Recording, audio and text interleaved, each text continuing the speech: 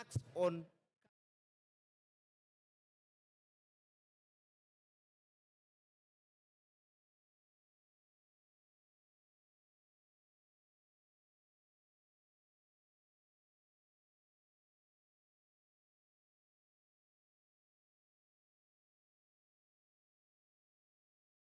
and make Kenyans poorer. Madam Speaker, we recall that the Kenya Kwanza government promised a bottom-up economic model, taking money to the hustlers, to the villages, to the poor. But this bill is now taking money from the poor and bringing it back to Nairobi. Madam Speaker, I care for the people of Mwingi. I care for the jobless. I care for the youth. I care for the hustlers. I therefore reject the bill. I reject high taxation. I reject high cost of living.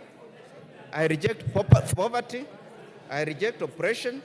I condemn Treasury for bringing this shoddy bill to Parliament. And therefore I demand its withdrawal. Madam Speaker, I oppose archaic, punitive, outrageous, and careless finance bills in the future. I say no to this finance bill. I say no to oppression. I say no to unfair taxation. I say no to poverty. I reject the finance bill. I reject. Thank you, Madam Speaker. Member for Butere, Honorable Tindi. Asante sana madam. Asante sana Speaker kwa kunipea nafasi. Jambo la kwanza nataka niseme nimesimama kwa kupinga mswada huu wa fedha mwaka wa 2024. Speaker, vile unajua Wakenya wanahangaika, gharama ya maisha iko juu, na serikali ambayo iko kwa mamlaka ilitafuta kura na mamlaka ikiambia Wakenya ya kwamba watashukisha ushuru, wakasema ya kwamba wataweka pesa mfukoni, watatengeneza kazi na watafanya maisha ikue mema kwa ule Mkenya wa kawaida. Kwa hivyo hii mswada wa fedha unaongeza ushuru ambayo ni kinyume na vile walieleza Wakenya. Hii mswada unaongeza gharama kwa ubebaji wa miwa kutoka kwa shamba ikienda katika kiwanda, na hiyo itadhuru bei ya mkulima kupata ile faida kutoka kwa miwa. Pia tuko na kipengele ambacho kinaongea kuhusu maneno ya kuongeza bei kwa vifaa vya kufanya utafiti katika ugonjwa wa saratani. Kwa hivyo mimi kama mjumbe wa Butere, Speaker, mimi napinga mswada huu wa fedha 2024, na nasema ya kwamba wenzangu ambao wako kwa serikali watimize ile ahadi ambayo waliambia Wakenya. Tunataka tuone mama mboga akifaidika katika serikali, tunataka kuona bodaboda akifaidika, tunataka kuona mtu wa chini ambaye ni hasla akifaidika, tunataka tuone viwanda zikiwanawiri, sio kuweka ushuru mingi katika viwanda. Kwa hivyo Speaker, mimi kama mjumbe wa Butere nataka niende katika rekodi ya kwamba nimepinga mswada huu, na najua Wakenya wengi wako na sisi tutapiga kupinga mswada wa 2024. Asanteni sana. Member for Sigor, Lochakapong. Yeah, thank you, Honorable Speaker. Now I rise to support this Finance Bill 2024. And Honorable Speaker,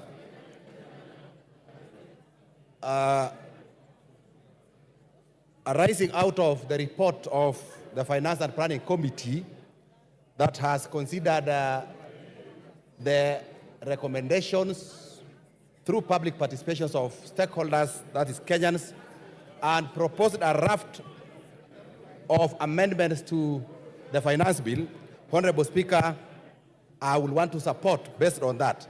Now, Honorable Speaker, when you look at the report of the Finance and Planning Committee, which is a committee of this House, having looked at the finance bill and having listened to the stakeholders, Honorable Speaker, I think it is a good report. And on the basis of this report, Honorable Speaker, I want to support this finance bill.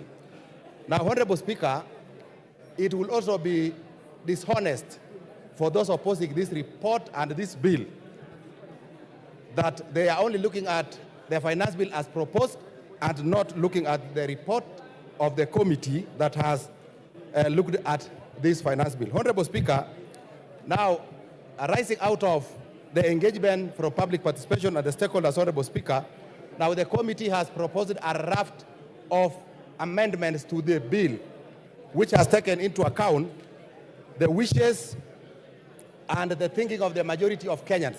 Now, Honorable Speaker, I think it will also be important to inform the Gen Zs that they need to be updated because they are on the streets based on the original bill and not taking into account what the committee has recommended for amendment. Now, Honorable Speaker, when you look at the committee's report, there is a proposal to increase the excise duty on money transfer services, which has since been dropped by the committee. Now, motor vehicle tax of 2.5%, Honorable Speaker, has been dropped. 16% VAT on financial services has also been dropped by the committee in their recommendation. And I think, Honorable Speaker, this is a good thing. Now, Honorable Speaker, from the report of this committee, now, KRA, they have dropped the KRA to access personal data, and that has been dropped. 16% VAT on solar has also been dropped. Now 16% VAT on ordinary bread has also been dropped. So I think it is good to tell the country that that is what has happened. Now, Honorable Speaker, there is a proposal in the budget of 1 billion shillings for livestock. Member for Migori, Honorable Fatuma.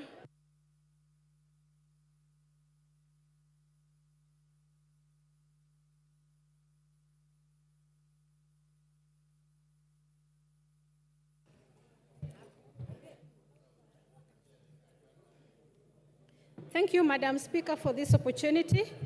I stand here to confirm that I will vote no, and I oppose this bill with the strongest words possible. Madam Speaker, I would like those speaking in this House to go into their phones and see what's happening on the streets. If there is any public participation that needs to be done, it is now. Go out and see what's happening on the streets. All our uniformed policemen are out to tackle it out with the youths. The youths who are not from Kibera, the youths who are not from Majengo, they are from Karen, they are from Kayole, they are from Lavington, they are Christians, they are Muslims, they are all mixed races. They are against this bill. But because they voted for me, today I will vote for them, saying it is a no. Madam Speaker, there is a problem with the youth getting jobs in this country. And majority of them are now depending on social media to make some pennies for them to feed their family. As we say that we have lowered the cost of bread, may I tell you, bread will not be affordable at all for these youths because the smartphones that they use to do TikTok and any other small business that can give them funds, they have put a levy on it of about 225 shillings on top of the price that is already there. We know very well that we don't have smartphones here manufactured into better quality that they can use for their business. Madam Speaker, we are hurting the hustlers that we promised to help. They have created their own jobs for themselves, and we are still following them up where they are to hurt them more. Madam Speaker, we know that electricity is very expensive in this country, and more so, it's even irregular. You get electricity 1 hour, 2 hours, it is gone. Madam Speaker, we have put an extra levy on the basic solar system batteries, meaning that if you can't get Kenya Power, sorry, you cannot get solar. What else are we trying to tell Kenyans? What are we telling investors? That go to hell. And I am telling you, Madam Speaker, since this government came into power, we have 30 companies that have closed down. including my favorite son's company called Cadbury that makes Cadbury chocolates. Soon he won't be able to get them at all because the company has closed. And other more like Procter & Gamble, Ricket & Banker, Colgate Palmolive, Cadbury, even Rubber. I can go on up to 30. Unfortunately, we brag here and say that we are creating jobs. May I tell you, the sanitary pads that we are bragging here that we have put levy on imported ones. I want you to know that all these women in this house, plus your daughters and sons, fellow men, they know that these sanitary pads that are being put on tax here, in other countries they're given. Member for Mandera South, Honorable Abdul Haro.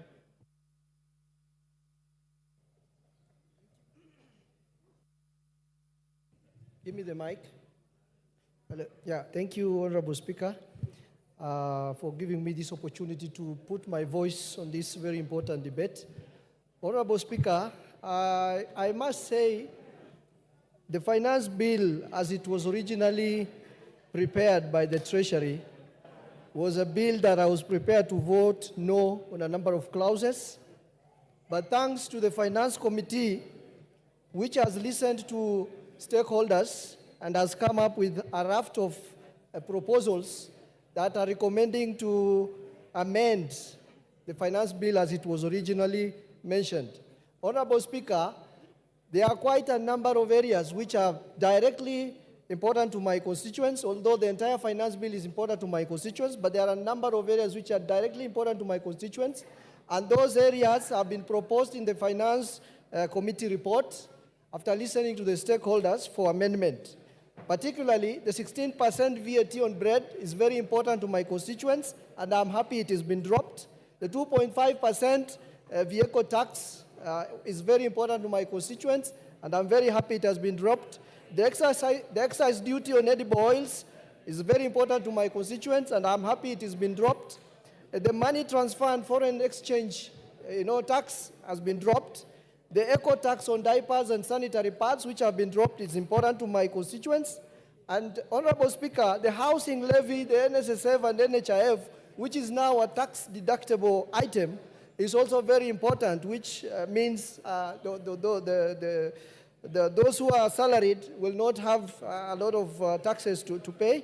And Honorable Speaker, the proposal to amend Data Protection Act for KRA to access our data has been removed. That is also an important area to my constituents.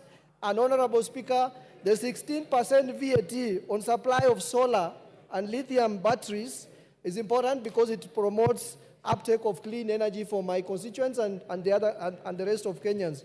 Honorable Speaker, on the divide side, I'm also happy that 18 billion has been set aside for the employment of 46,000 JSS teachers on PNP, on permanent and pensionable terms. And I'm also happy that the appropriations bill also is going to fund the extra hiring of another 20,000 JSS teachers, coming from an area where teachers is a challenge to our schools. I'm very happy that this is happening. And 1 billion for restocking livestock that have been destroyed as a result of drought and floods is also very important for my constituents, and I'm happy with that. The school feeding program, which is going to be funded by the government, is also very important to my constituents, and I'm happy.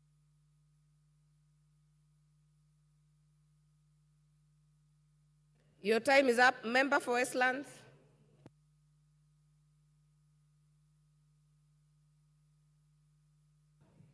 Thank you, Madam Speaker. Madam Speaker, from the onset, I want to say that I oppose this bill because, Madam Speaker, Kenyans are feeling the weight of being overtaxed. And Madam Speaker, I'll paraphrase, Madam Speaker, what the former Prime Minister of England said, Winston Churchill. For a nation to try to tax itself into prosperity, it's like a man standing in a bucket and trying to lift himself up by the handle. Madam Speaker, the problem we have in this country, Madam Speaker, is not about taxes. Kenya is not paying taxes. Kenyans pay taxes, Madam Speaker. But the problem is this money is not used properly. There's a lot of wastage in the government. There's a lot of corruption. And the corruption these days is done in the budget. Madam Speaker, they hide money in the budget and it disappears. People negotiate deals and hide money. Madam Speaker, if this money is put to good use, the government will have enough money to do their projects and serve Kenyans, Madam Speaker. Madam Speaker, the several proposals that have been made, and some of them, Madam Speaker, have been dealt with by the committee. But Madam Speaker, this we must bring to the amendment when it comes to the House, Madam Speaker, because this bill does not address an equitable and inclusive fiscal policy that fosters sustainable development, Madam Speaker. Madam Speaker, the Finance Bill 2024, as it stands, is punitive and it will have devastating effects, Madam Speaker, on young people, not only in Nairobi, but all over the country. And Madam Speaker, you've seen the young people who are demonstrating now are young people. This G generation, Madam Speaker, they have come out in droves. And Madam Speaker, if anybody is trying to wish them away, these young people, they don't care. They are serious and they're coming out with issues. They have taken our numbers, they are sending us messages. And Madam Speaker, these children are now saying no. And that was the government promised that they are going to lift their lives from bottom to up. But now it looks like it will never happen. So, Madam Speaker, this bill does not address those issues, and I oppose. Honorable Mark Mwenje. Thank you, Honorable Speaker. Honorable Speaker, I rise to reject this finance bill. And from the onset, just bring to the attention of how Gen Z has been encouraging us to steal the bill and run out with it. And we've hoped that the Speaker will communicate that the process doesn't work that way. Honorable Speaker, the finance bill has a lot of grievances, whether it's tax, motor vehicle tax, whether it's bread tax. We're exempting VAT from transfer of businesses. Makes me wonder whose business is this that wants to be acquired, and so many other taxes. Honorable Speaker, you go to the report. It has retained excise duty on motorcycles. It has retained also on data, and we're talking of digital hubs. Gambling, there is a tax that has been increased, both VAT and excise duty. This will mean there's a black market, and more importantly, will also lead to less collection, as we saw last year. The target was 31 billion, we've only collected 26 billion. We should learn from what has happened with capital gains tax. We increased it last year, this year it's been reduced. Why? Because we collected less. The eco-levy on medical equipment, such as cancer, why are we increasing taxes on cancer patients? Imports, we're an importing nation. We must accept IDF, RDL, until we're able to produce locally to satisfy our local market. We must consider that we are still an importing nation. Come to Nairobi, you'll find shops have been closed, Honorable Speaker. Honorable Speaker, there's a clause 57 here, that if you fail to integrate into e-teams, the fine is 2 million. It's been proposed by the committee, they lower this. They've not said how much. So that is what you stand to lose, Honorable Speaker. Honorable Speaker, this finance bill and the last years, based on the number of businesses it is killing, it operates like a serial killer. And serial killers leave a trademark so that they can be identified. You want to find it in this finance bill, it's in clause 66. Why would you put that clause there, Honorable Speaker? Honorable Speaker, clause 63, which talks about KRA accessing your data. I want to challenge the entire House. Look at the amendments of the committee. They have not said they are withdrawing this clause. This clause still remains as per the recommendation in the report. So, and I want to tell the members on the other side, this clause will hurt you more than it will hurt me, Honorable Speaker. Finally, Honorable Speaker, Section 54 of the Housing Act. Why are we deleting it? Who are we selling these houses to?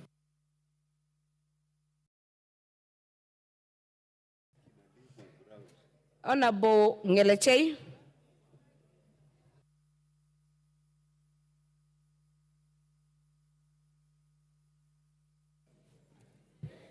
Thank you, Madam Speaker, for giving the people of Elgeyo Marakwet an opportunity to speak on the Finance Bill 2024. Madam Speaker, first of all, before I say something, at times it is very dishonest or very ignorant for members of Parliament who would want to celebrate the increase in CDF, NGAF, and get other funding for maybe electricity, water, without telling Kenyans where the money is supposed to come from. Again, Madam Speaker, I think there is a misconception there in the public, especially the Generation Z. They don't understand that the finance bill is there to enable the budget, for the budget to be implemented. We cannot purport to implement the budget without actually knowing where to get the money from, Madam Speaker. I want to say, for the Generation Z to get jobs, we need to impose tax on imported goods so that we encourage our local manufacturers, Madam Speaker, to be able to produce and employ these youth, Madam Speaker. This tax will ensure that the JSS teachers get employed, Madam Speaker. We also recently saw the intern doctors demonstrating, Madam Speaker, and the government could not raise funds to facilitate and pay them, Madam Speaker. The only way that this can be realized is, Madam Speaker, by ensuring that we get tax and we get levies from Wananchi, Madam Speaker. Madam Speaker, there is also a misconception on so much. I am a farmer and I come from Elgeyo Marakwet where people farm. Tax on imported potatoes, eggs, avocados from outside. I think I support, Madam Speaker, because we also need our farmers to produce and sell their produce, Madam Speaker, in the local market. But then, Madam Speaker, if we waive the tax from eggs that are from outside potatoes, they always flood our market from our neighboring countries. And our farmer is going to lose it big time, Madam Speaker. Madam Speaker, somebody called Benjamin Franklin said, in this world, nothing can be said to be certain except death and taxes. For a country to run, Madam Speaker, and I want to pity the current government, Mr. Speaker, sir, because when it borrows, there is complaint and public outcry that we are over borrowing. Again, when it tries to get the an outcry. I think there is something that people who have a knowledge and idea are misleading young people, maybe who are not aware of what it is, Madam. Charles Onjoke. Charles Onjoke. Honorable Speaker, thank you for the opportunity that I may contribute to this bill. On behalf of the people of Bonchari, who have sent me various views about this bill. They have taken time to go through it. Some of the issues they say are as follows. That there's wanton wastage of government public funds. If that were to be stemmed, then we can have a better economy and a better bill. Two, the bill sees the VAT on bread. It's not acceptable by the people of Bonchari. The tax on motor vehicles, and most of the taxes seem to be dampening the economy. We'd have to see a situation where the taxes promote the growth of our economy. The basis of taxation is two things, the base and the rate. We seem Treasury and KRS to be fixated on the rate. The base is stagnated. How I wish we focused more on the rate so that there's more relief on the Kenyans who are paying the taxes. Honorable Speaker, people of Bonchari would want a tax that is more humane, a tax that they can afford because they are impoverished, they are overburdened as things are now. School fees is a problem to pay, medical fees are a problem to pay because there's not money in their pockets. We hear that the economy is doing well. If the economy is doing well, this will be reflected in the base of the tax. Raised without being compensated on the base that is said to be growing. The two items that are touted to indicate that the economy is growing is the dropping inflation and the exchange rate. However, the public debt that is rising all the time is not discussed.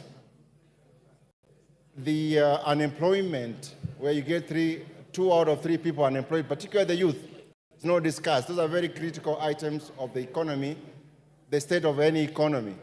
We want measures in our physical strategy or plan that speak to addressing the unemployment in this country. With those, Mr. Speaker, and following the recommendation of the people of Bonchari, I object the bill.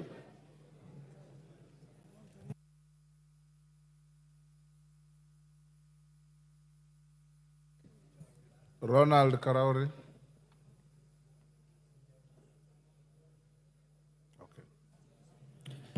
Thank you, Mr. Speaker, for giving me an opportunity to contribute to this motion.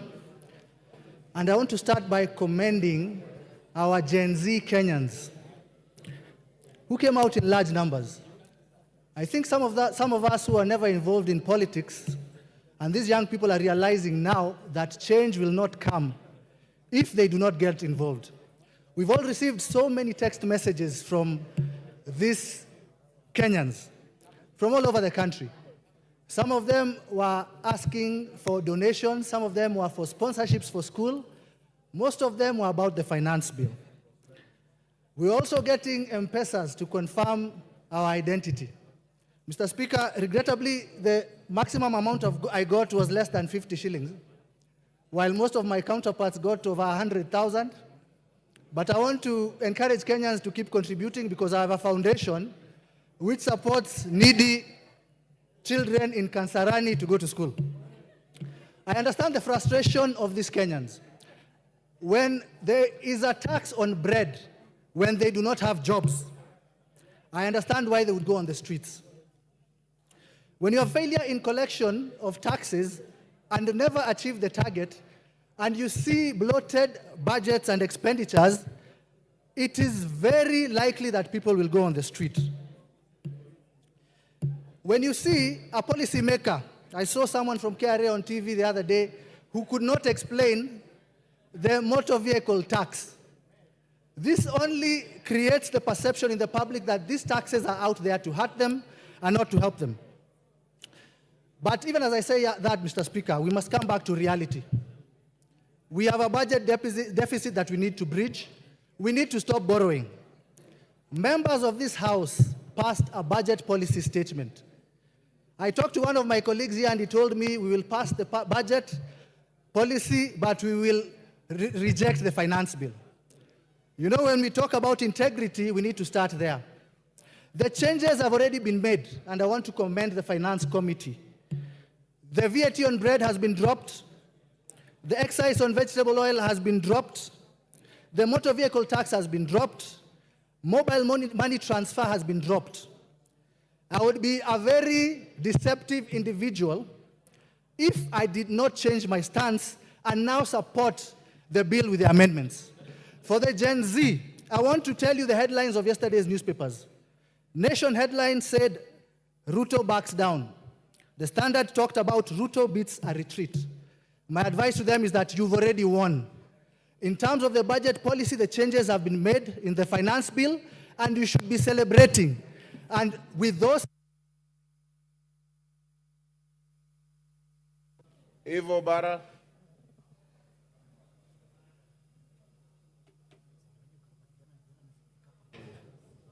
Thank you very much, Mr. Speaker, for giving me the opportunity to also add my voice to the debate.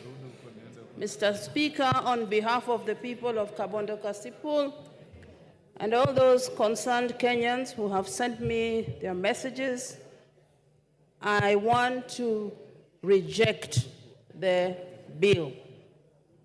Mr. Speaker, I listened to the chair of budget, Mr. Ndindi Nyoro, when he gave a raft of areas of budget cuts in case we do not approve this budget.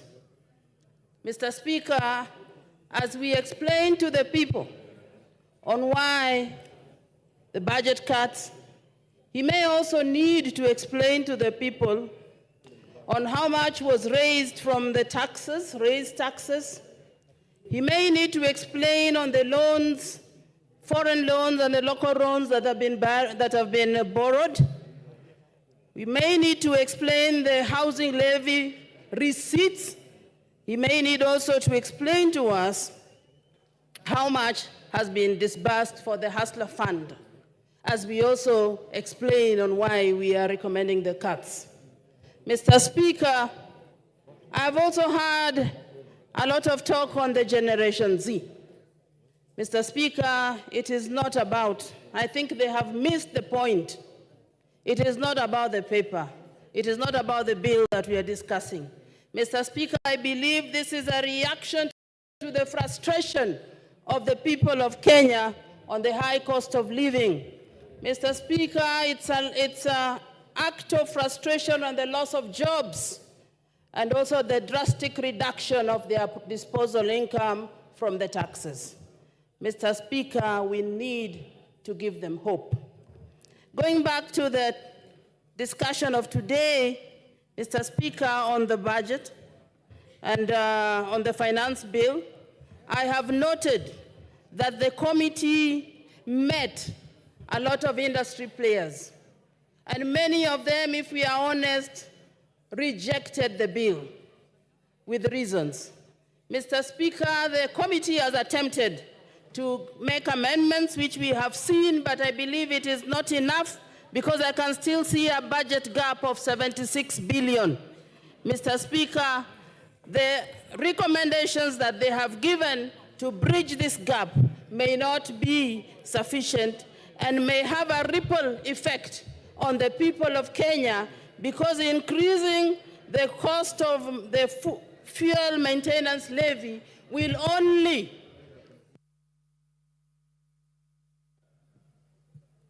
Hamisi Abdi Voi.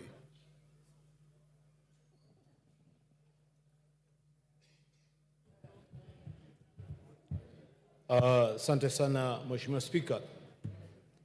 Nasimama kutoa mchango wangu kwa mswada huu wa fedha wa mwaka 2024. Kwanza kabisa nasema kama mwakilishi wa watu wa Voi, nimepata ujumbe mingi ambazo zinanihimiza, zinanisindikiza nisiunge mkono mswada huu, na mimi nakubaliana nayo. Na sababu za msingi ni kuwa mswada wenyewe ulivyotengezwa tangu awali si mzuri kwa uchumi, kwa wananchi, wawekezaji na kwa nchi kwa jumla, na nimeona nia na lengo ya kuhadaa wananchi, kwa sababu yale yaliyokuwa yakiuma sana tumeambiwa yataondolewa, lakini sababu za msingi za kuuliza kwa nini ilikuwa hapo kwa mwanzo. Na nichukue tu nafasi niseme, vijana wetu wameongea, wamejitokeza, na inahuzunisha, inafedhesha kuona kuwa maafisa wa polisi wamewafuata, wamewaghadhibu, wamewasumbua wakati wao wanaenda kulingana na katiba, hasa article ya 37 ambayo inawaruhusu wao kuweza kukutana, kuandamana na kupeana pia petition. Na ingekuwa uzuri kwa nchi hii tudumishe demokrasia na tuweze kwenda kistaarabu. Mheshimiwa Spika, utunzi wa sheria unatakana kuzingatia hali ya wananchi. Na hata ukiangalia kwa Kiingereza, mswada huu ni kuwa unarekebisha mswada mwingine, na la msingi ni kuwa tungefanya iwe rahisi. Malengo ya kukusanya ushuru hayakufikiwa, na hasa sababu kubwa ni kuwa hali ya uchumi imekuwa ngumu, wawekezaji wameondoka, kazi zimepotea, na mswada ungelenga aidha kuacha pale pale ama kupunguza yale yaliyokuwa kwa wakaza wananchi. Na kuna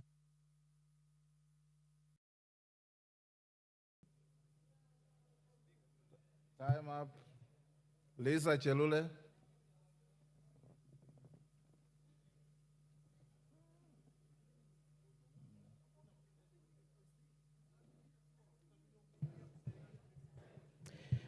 Asante sana Bwana Spika kunipatia hii nafasi.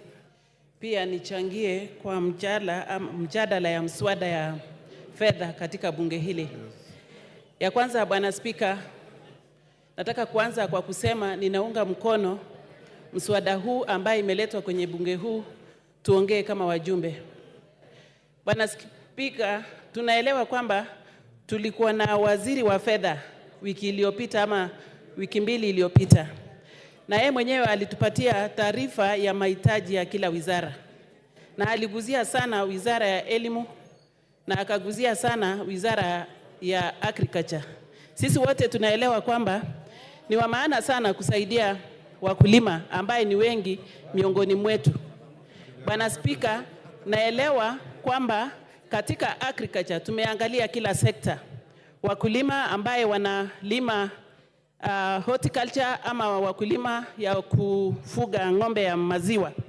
Na nilifurahi sana sababu kuna pesa imetengwa ili wakulima ya maziwa wapate kujengewa mafactory ya kutengeneza maziwa yao. Hii ndio itapatia nafasi vijana waandikwe kazi na itapatia usaidizi kubwa sana kwa wakulima wetu. Bwana Spika, nataka kuongea juu ya wale vijana ambaye tunaelewa sisi wote kama wabunge kwamba walifanya maandamano na wakasema nataka kuandikwa kazi katika serikali kulingana na utaratibu ya serikali. Na pesa imewekwa katika wizara hitaji, imewekwa katika wizara ya elimu ambaye walimu wengi wataandikwa kazi. Wale wamepatiwa kazi ya internship katika wizara mbalimbali watapatiwa nafasi ya kuandikwa kazi kikamilifu.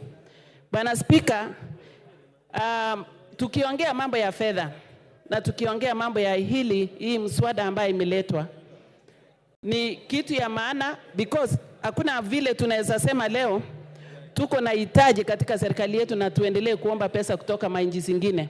Pesa ambayo tunapatiwa kwa riba ya juu, pesa ambayo watoto na watoto wetu watalipa.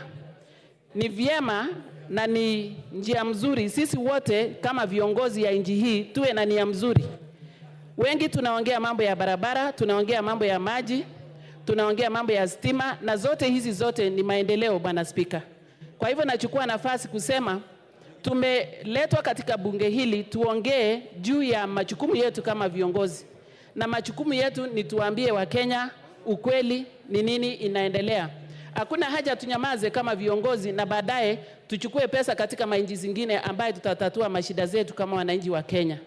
Kwa hivyo ninasema hivi Bwana Spika, ninaunga mkono mswada huu na niko kusimama kwa niaba ya walionichagua.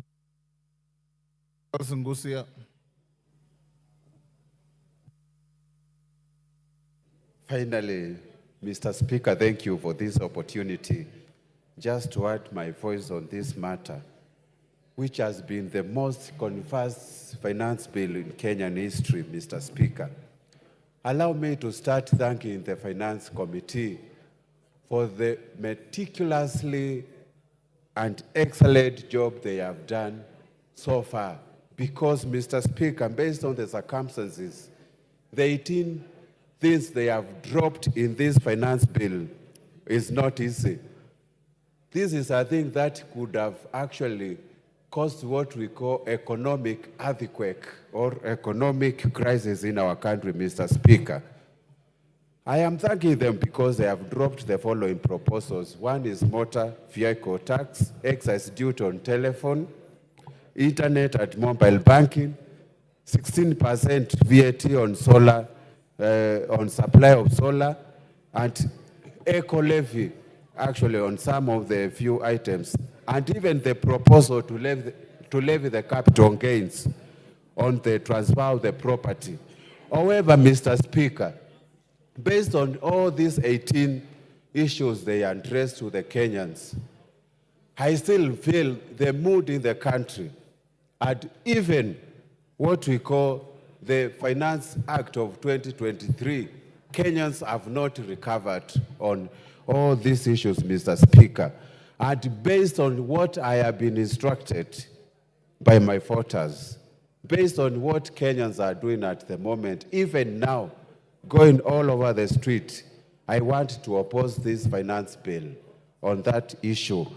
Mr. Speaker, I think we can actually do a lot of things. And the reason why I'm opposing the finance bill, number one, is a proposal to increase the import declaration fee at a rate from 2.5% to 3%. And we know Kenya is a net importer on so many issues. Actually, 60% of what we consume in this country is imported. It means we are going to have a multiplier effect in this economy.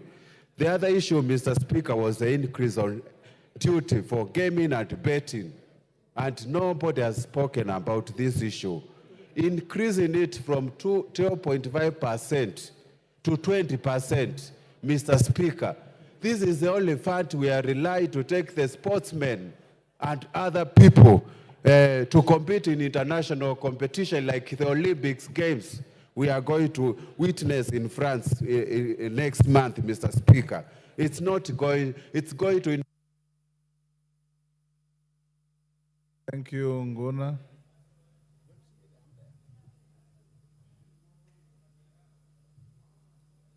MP Brett.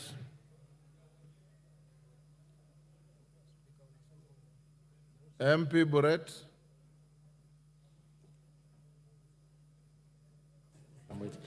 Thank you very much, Mr. Speaker. I rise to support the motion, not the motion, the bill, finance bill, together with the proposals that the Finance Committee has recommended in their report. Mr. Speaker, we must come to an agreement as a House that we cannot propose one thing and do another thing. We did indeed made proposals as this House and passed the appropriation bill, allowing the Budget Committee to be able to appropriate the funds that we had thought are of essence and also of great concern to the people. Mr. Speaker, in accepting and agreeing to the appropriation bill, the monies that we had voted for the constituencies, the various projects that are within our constituencies, and the nation's development, we did therefore agree that we will be able to raise these revenues either through ordinary tax or the proposals that the Finance Committee are going to come for us to be able to fund these projects. I find it hypocritical for members to rise up here and say that they will reject the finance bill in totality and also refusing to acknowledge that therefore it must be accompanied by reductions or some elimination of some of the projects and the expenditures that you had proposed. Mr. Speaker, having read through the appropriation bill, this bill had proposed 1 trillion shillings, close to 1 trillion shillings, on repayment of interest on debt. This in itself has been monies that were taken, loans that were taken by the previous governments combined. And we must be able to pay for these debts. We must be able to move forward as a nation by approving and acknowledging that as a nation, we should be able to raise our own revenues by whatever means possible, but making sure that the most vulnerable of us are protected. I support this bill, Mr. Speaker, and the proposals because it makes provisions for the employment of the JSS interns, the 46,000 of them, that they will be able to be taken in as permanent and pensionable, Mr. Speaker. I also would want to take this opportunity, Mr. Speaker, that TSC may consider the letters that they sent to the JSS interns who went on strike, demanding that they be employed for the purposes of them benefiting from these monies and these revenues that we are raising for their employment. For this, Mr. Speaker, I support with the amendments and the adoption of the report of the Finance Committee. Thank you, Mr. Speaker. Mumias West.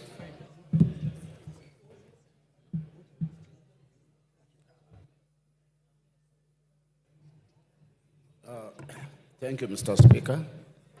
Mr. Speaker, like all other colleagues of mine, we have also received messages from my constituents telling me to reject this bill. Mr. Speaker, on the outset, the bill as it is, I reject it because it carries a lot of things which are not affordable to ordinary Kenyans.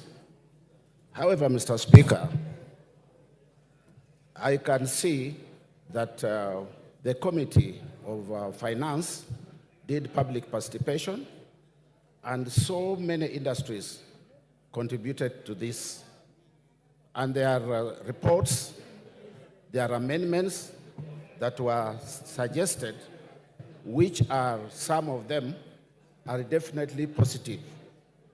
And we cannot shut our eyes on this type of issue. Because, Mr. Speaker, if the amendments come as they are proposed, then some of us will have to, I will have to support. There is this 16% on bread. If it's going to be dropped as suggested, then I have no issue with it. This transportation of sugar cane, if it is amended and dropped, my people will be happy about it. There's also VAT on financial services and foreign exchange and foreign trips, whereby you have issues with the passports if you are going to look for a job outside. Has also been considered for amendment, which will take place together with the amendments that we are going to receive. And Honorable Speaker, they have also dropped 2.5% of motor vehicle tax. And if that happens, we have no problem, Honorable Speaker. Honorable Speaker, there's also this issue of employing junior secondary school teachers. This money, if it is available, we'll have no problem with that tax. And also vegetable oil tax. If the amendment is removing it, we have no issues, Honorable Speaker. I therefore wish to say that we are waiting for the amendments to come and we effect it. Thank you, Honorable Speaker. Kiarao.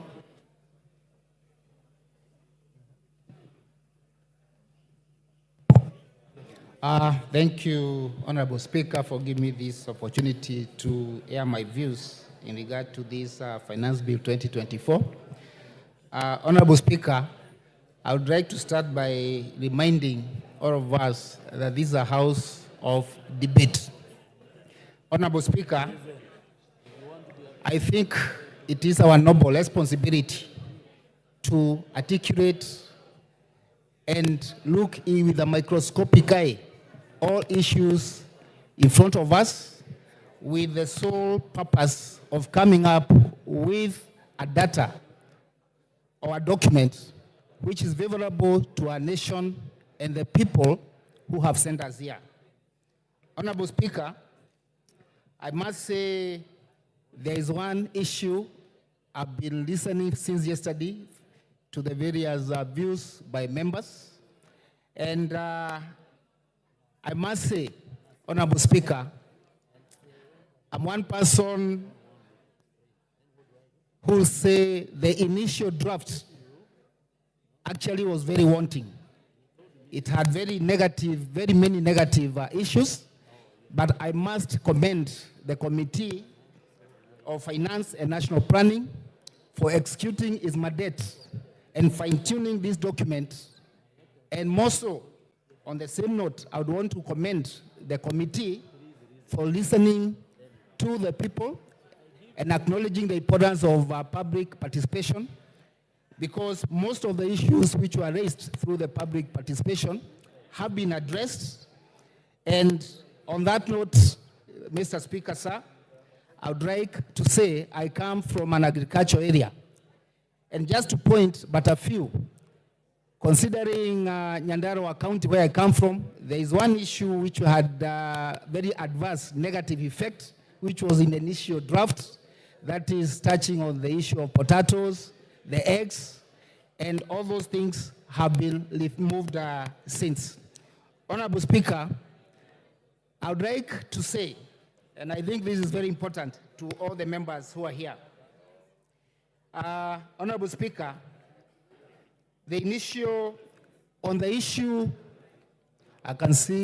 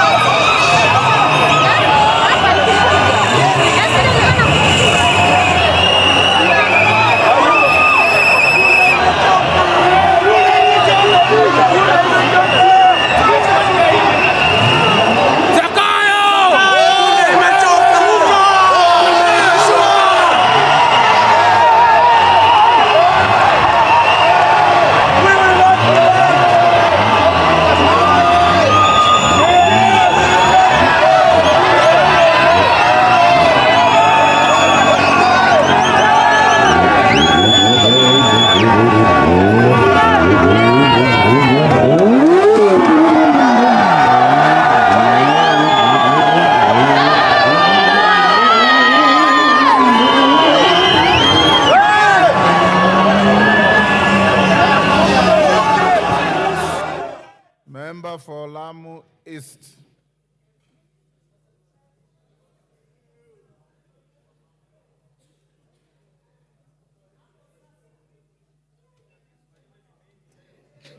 Asante Bwana Spika kunipatia nafasi nami nipate fursa ya kuchangia. Naunga mkono mswada huu wa fedha. Bwana Spika, katika mswada huu wa fedha nina imani kwamba Lamu Mashariki itaunganishwa na Wakenya wengine, kwa sababu hivi sasa kutoka tupate uhuru mpaka sasa Lamu Mashariki iko kivyake, haijaunganishwa na Wakenya. Lamu Mashariki tunajua constituency yote, eneo bunge lote, hakuna hata inchi moja ya lami, hakuna hata inchi moja ya gridi ya kitaifa. Mambo ni lai. Unapandisha mkate, mimi kule ndio ujinga. Utaenda nyumbani utake usitake. Na mtu nikwambia kitu kingine. Mimi kama Mjaluo, wewe unga unibadilisha lakini sawa. Lakini mambo ya kupandisha finance bill nimekataa. Ruto must go. Ongea sana Ruto, wewe wafua uende. Ruto must go. Ili mfano watubeba. Hataki bana. Lazima uende.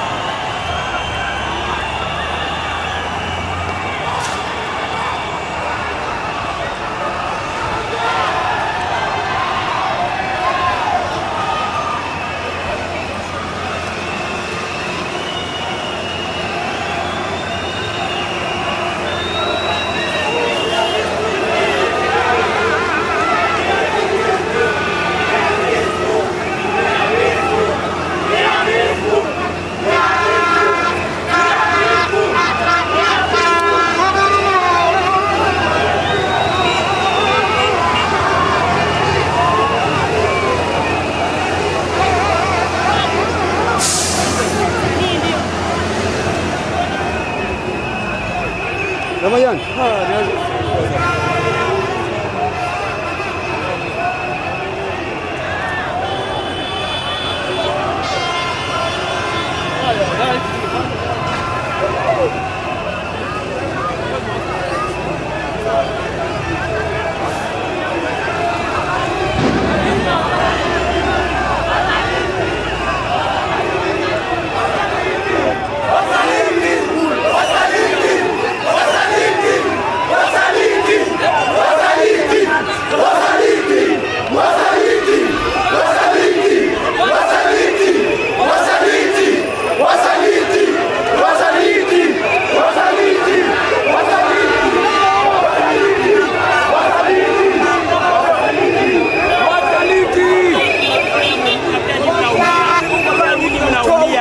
Hakuna wenye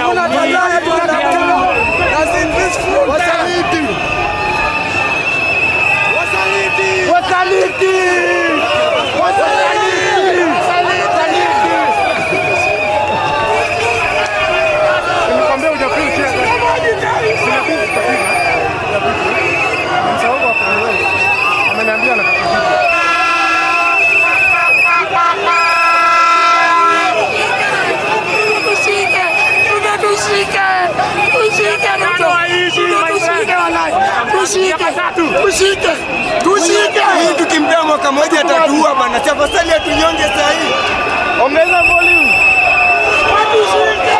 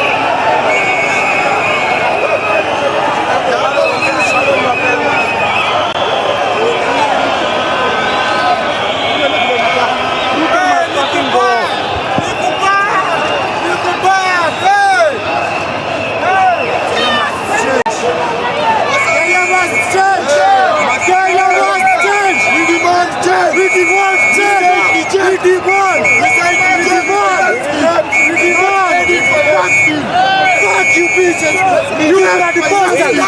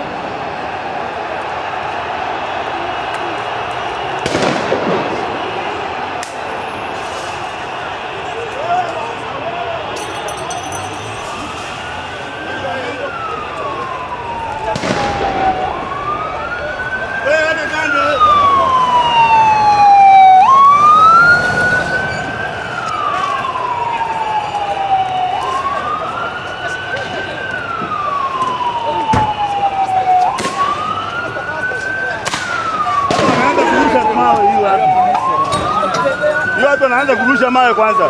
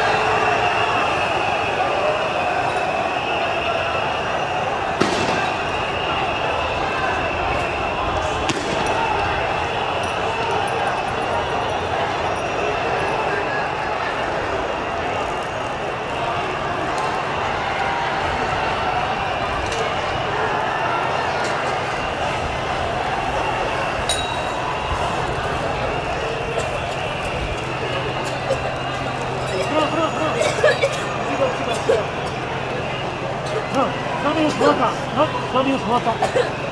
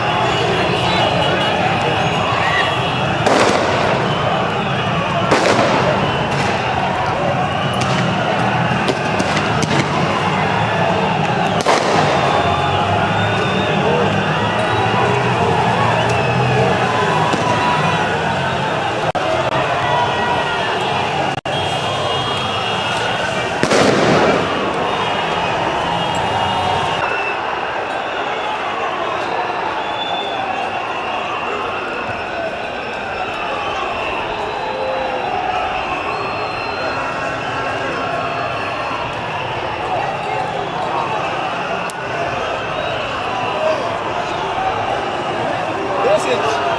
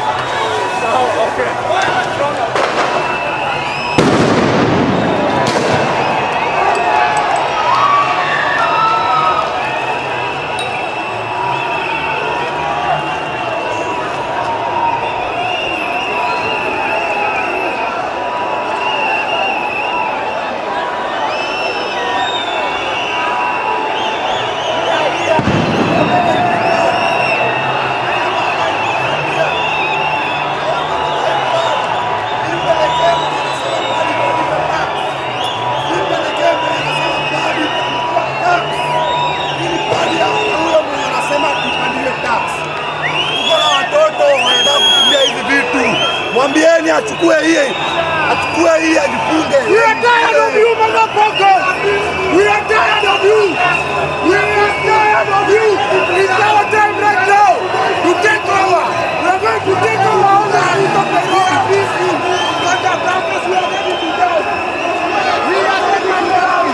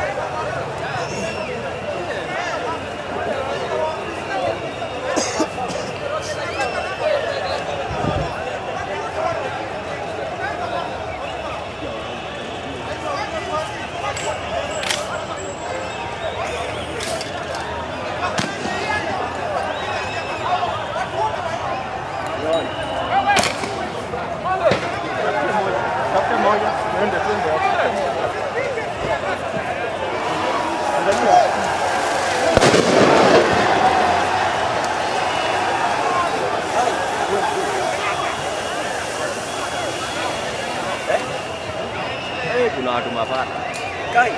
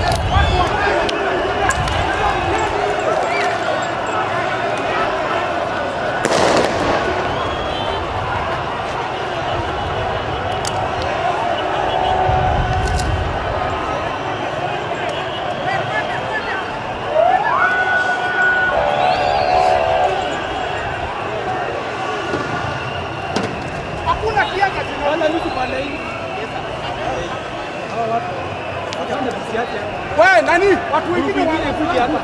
Wewe. Watu wa flank huko.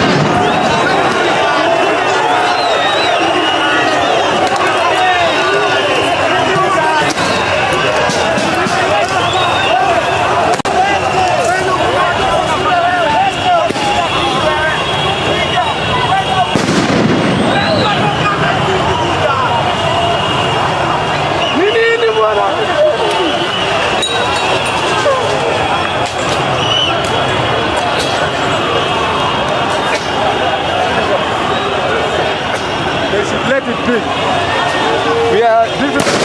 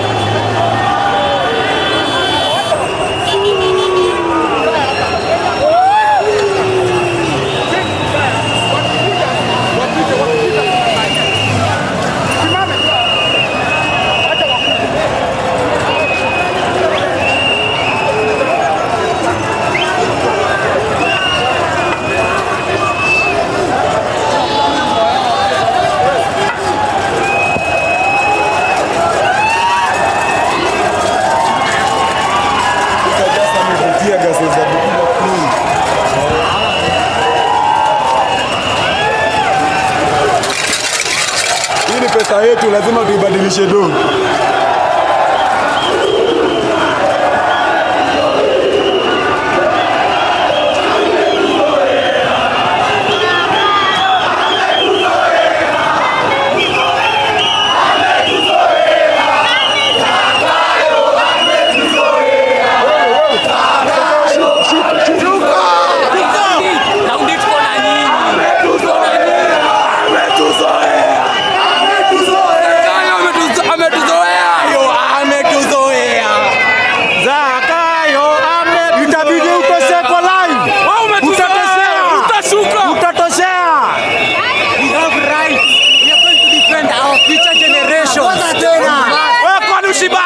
Ushibangi, wewe kwa nirada, kwa ushibangi.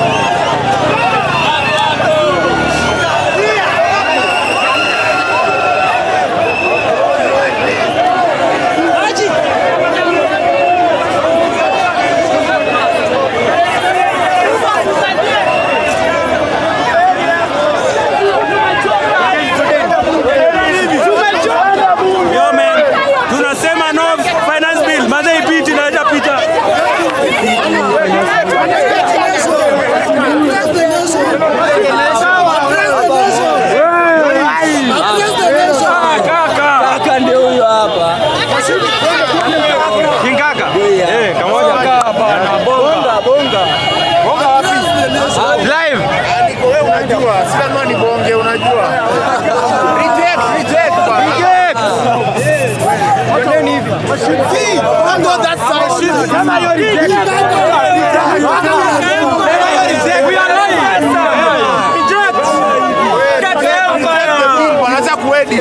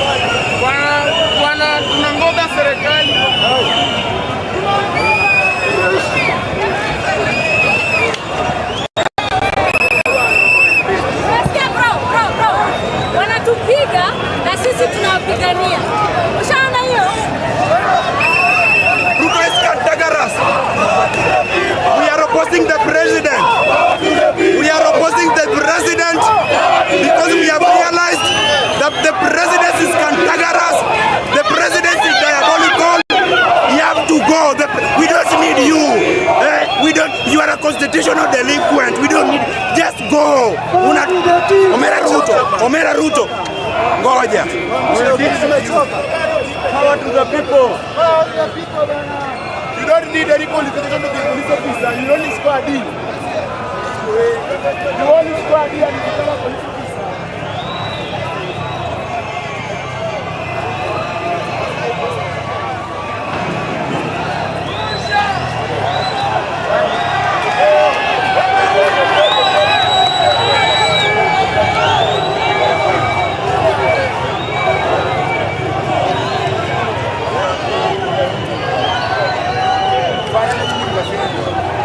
Thank you.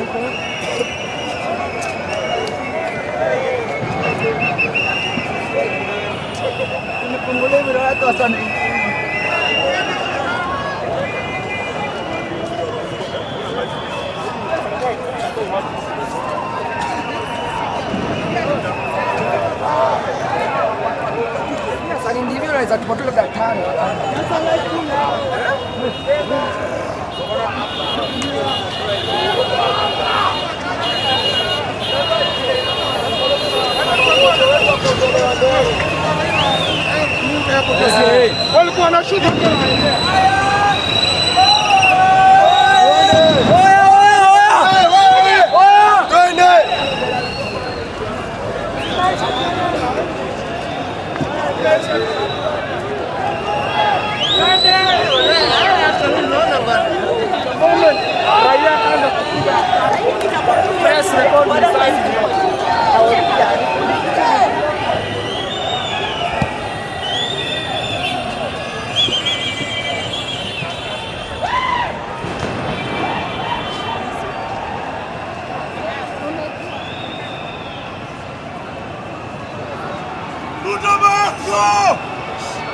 Ruto must go!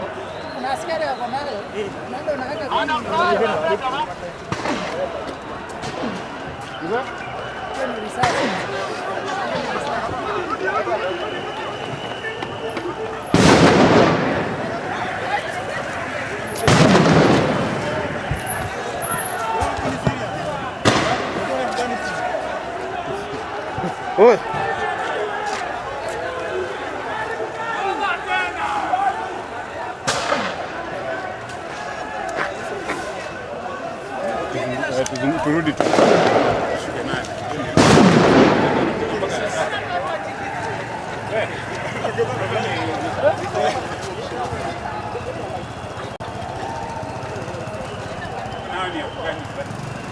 Uko ni afumado. Mpaka na leo umeona harufu mbaya. Ndio umejenga ujapo. Unajua unaweza ondokea. Ndio hapo. Unajifanya Nairobi hapa hivi.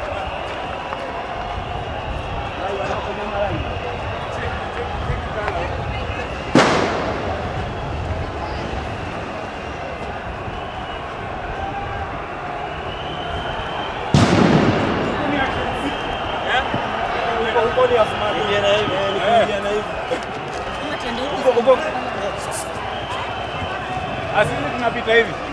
Tunapita hivi.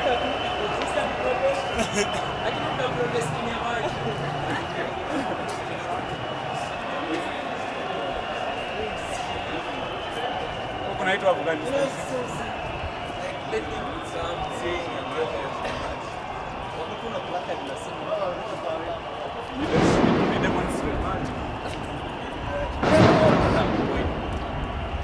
Kwani huko kuna akina nani? Huko haya. Huko ni wakibichi. Sijui atakina nani. Asiisha ama alafu tutafika ziisha. Zitaisha hivyo Kama saa zile unaenda kwenye internet kuna kelele. Ukiwasha kamera hivi. Sijui nani ameanza kupigilia mabati.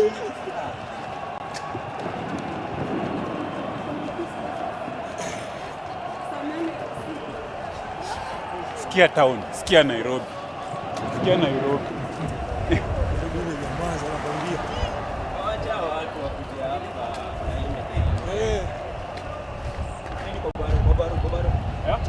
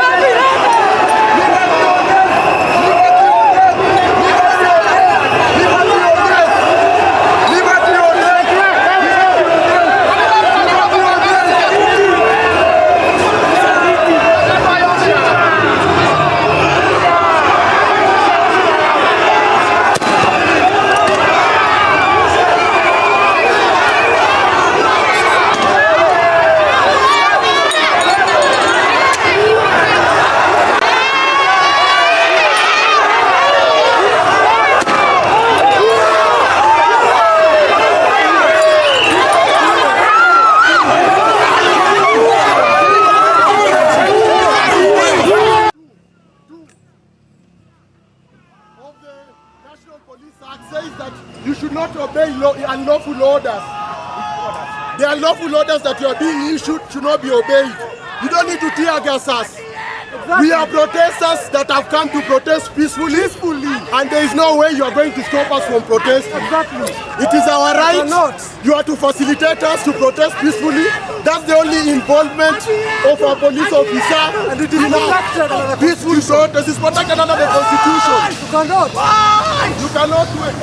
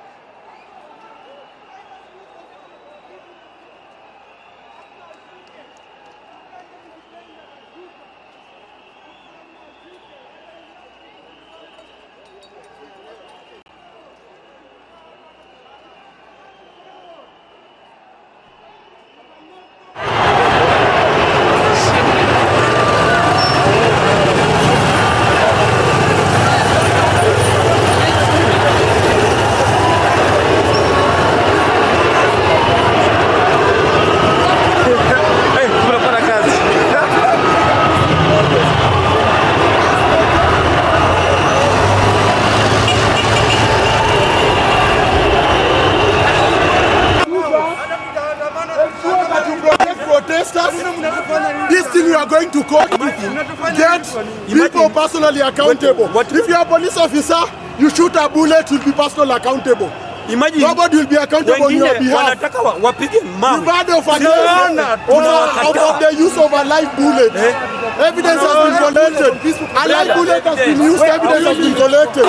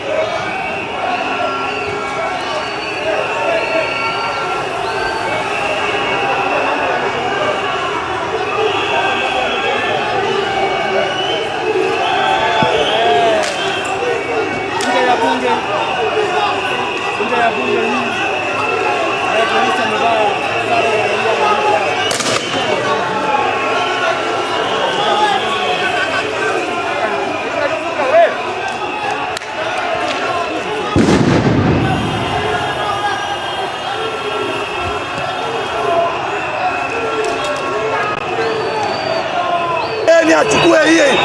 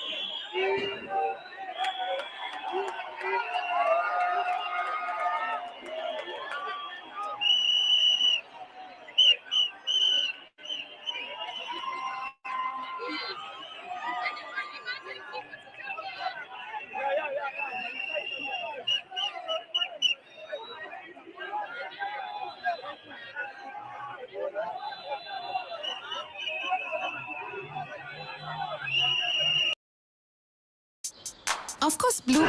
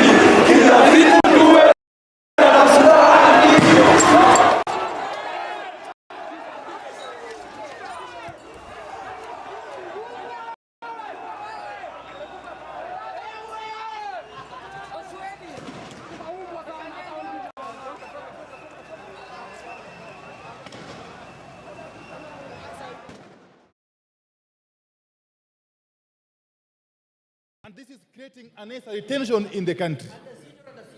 Under Sieke. And this is causing unnecessary tension in the country. I said in the morning that we are not under a state of emergency. And this country is not a police state, Honorable Speaker. So can we address this matter? Because this is the House that addresses issues concerning the people. This is the highest organ of our democracy. So could we basically get a report on what is actually happening and an assurance that this House remains independent and free to transact its business as mandated by the Constitution, Honorable Speaker. Otherwise, we shall be acting now under some kind of duress, because the members of Parliament will now be acting under coercion in whichever way they want to transact the business of the House, Honorable Speaker. I plead with you. Yes, Otienda Molo. Is it on the same issue? On the same issue? Give me the microphone.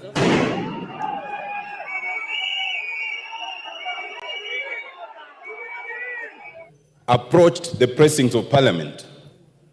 The precinct of Parliament is blocked from this side of Intercontinental. It is blocked from the other side of Protection House. If, even for us members of Parliament, Parliament is blocked, then what are we supposed to do? Mr. Speaker, it is not just the House of Parliament that is august. The precincts of Parliament is also august. And I think, Mr. Speaker, you should give direction that our orderlies open access to Parliament. There is no reason to blockade Parliament. I know that we will vote. Those who choose to vote.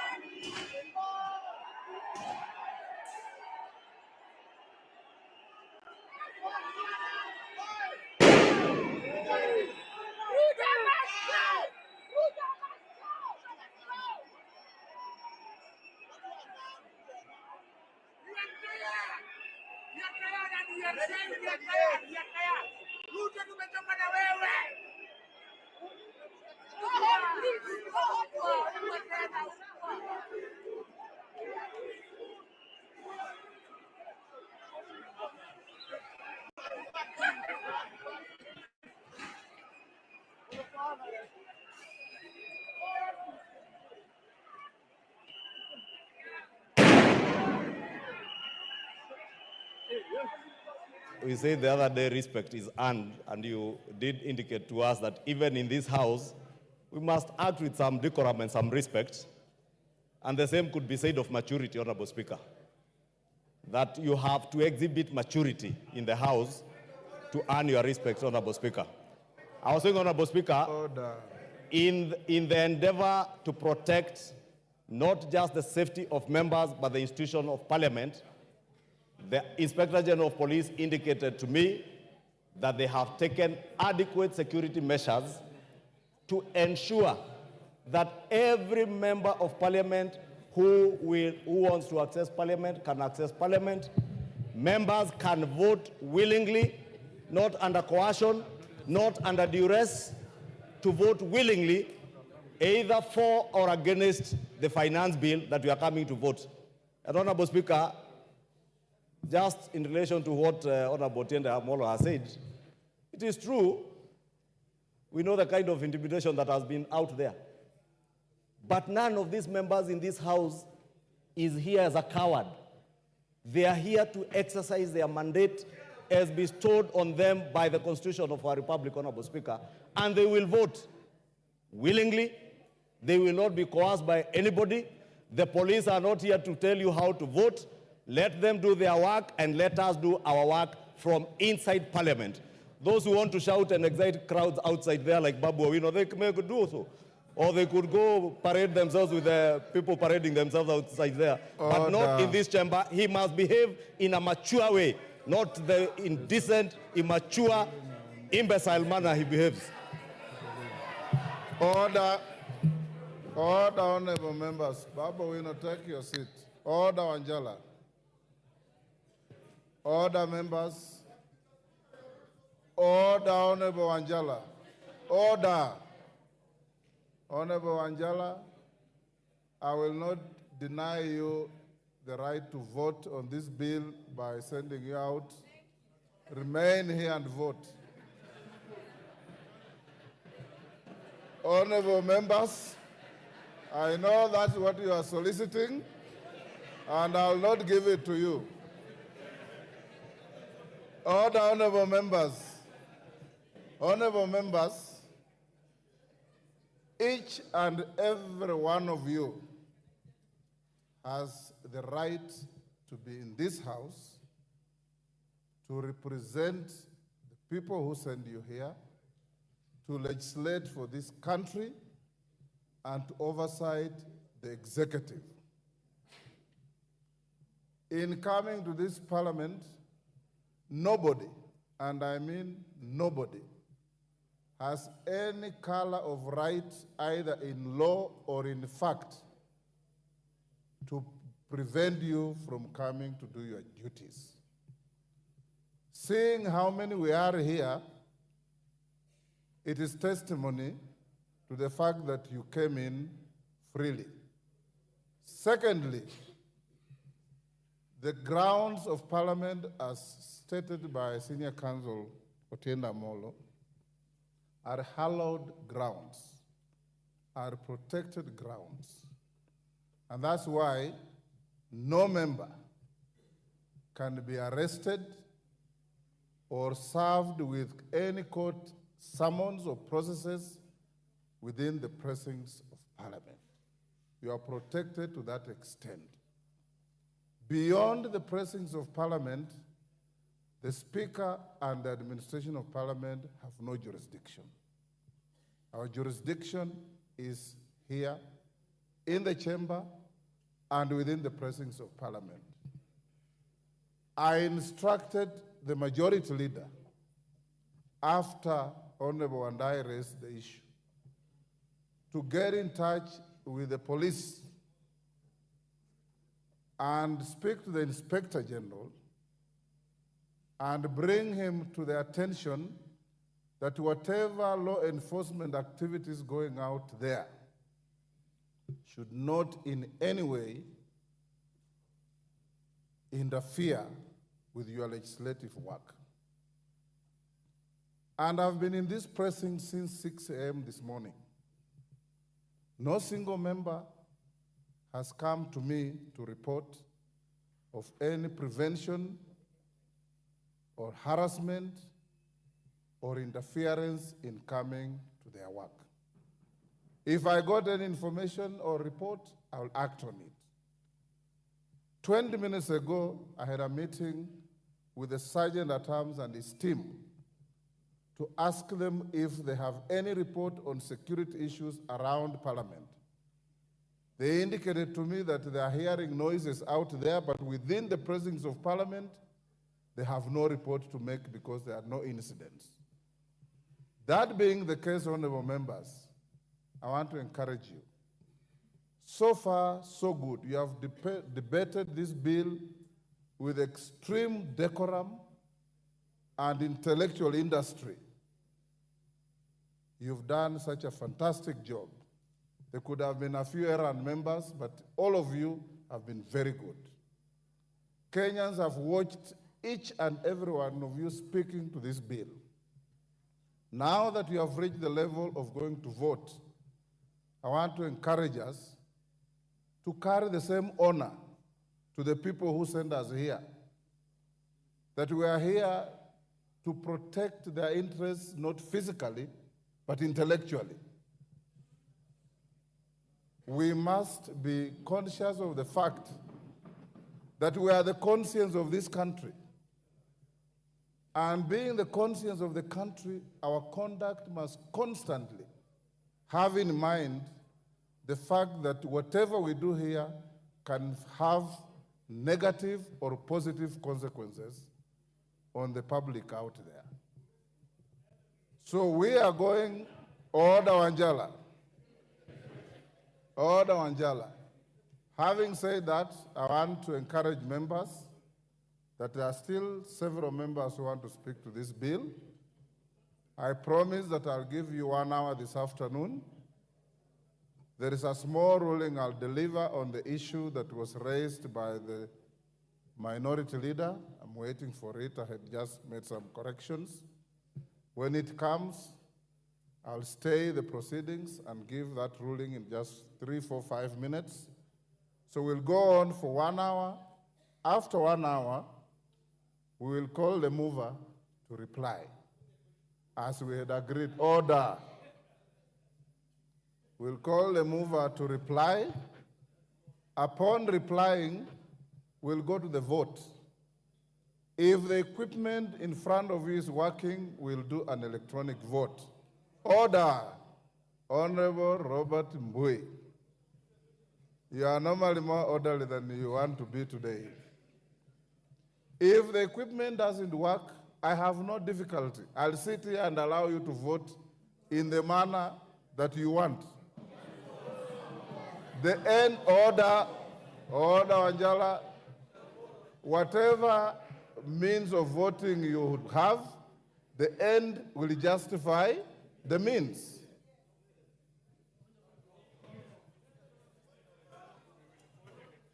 Yes, Junet.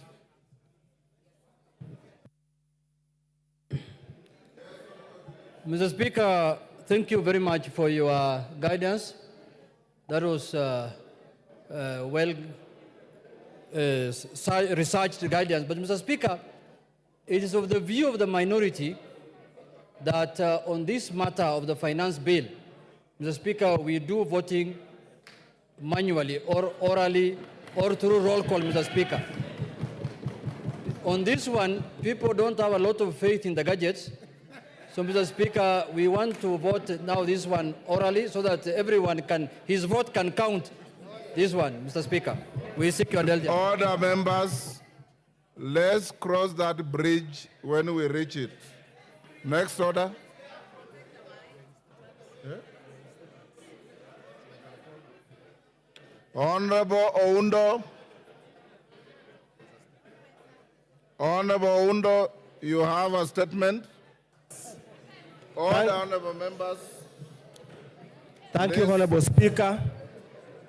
Honorable Speaker, pursuant to provision of Standing Order 44.2c, I rise to request for a statement from the chairperson for the Departmental Committee on Administration and Internal Security regarding the facilitation of national government administrative officers, especially from Samia Sub-County. Honorable Speaker, Section 8.2 of the National Government Administrative Act 2013 gives powers to the national government administrative officers to coordinate national government functions and the Constitution as the office of the President necessary for the effective and efficient coordination of national government functions. Regrettably, the Assistant County Commissioner of Siopo Division, Funyula Division, and Sub-County Police Command of OCPD of Samia Sub-County do not have government vehicles. This is despite the fact that these senior officers are expected to facilitate execution of their mandate of ensuring peace and security in their respective jurisdictions 24 hours a day without fail. Honorable Speaker, it's against this background that I seek a statement from the chairperson, the Departmental Committee on Administration and Internal Security on the following matters. Number one, what are the criteria for and the status of distribution of government vehicles to the national government's administrative officers. Number 2, what steps has the government taken to ensure that all national government administrative officers, particularly those in Funyula constituency, are facilitated with the vehicles? Order, And number 3, honorable members, order. And number 3, can we listen to member for Funyula? Go on. And number 3, when is the ministry supplying vehicles to national government administrative officers, especially to Samia Sub-County? I thank you, Honorable Speaker. Thank you, Honorable Speaker. Thank you, Honorable Undo. Next statement, Joseph Namwar, Turkana Central. Joseph, go ahead.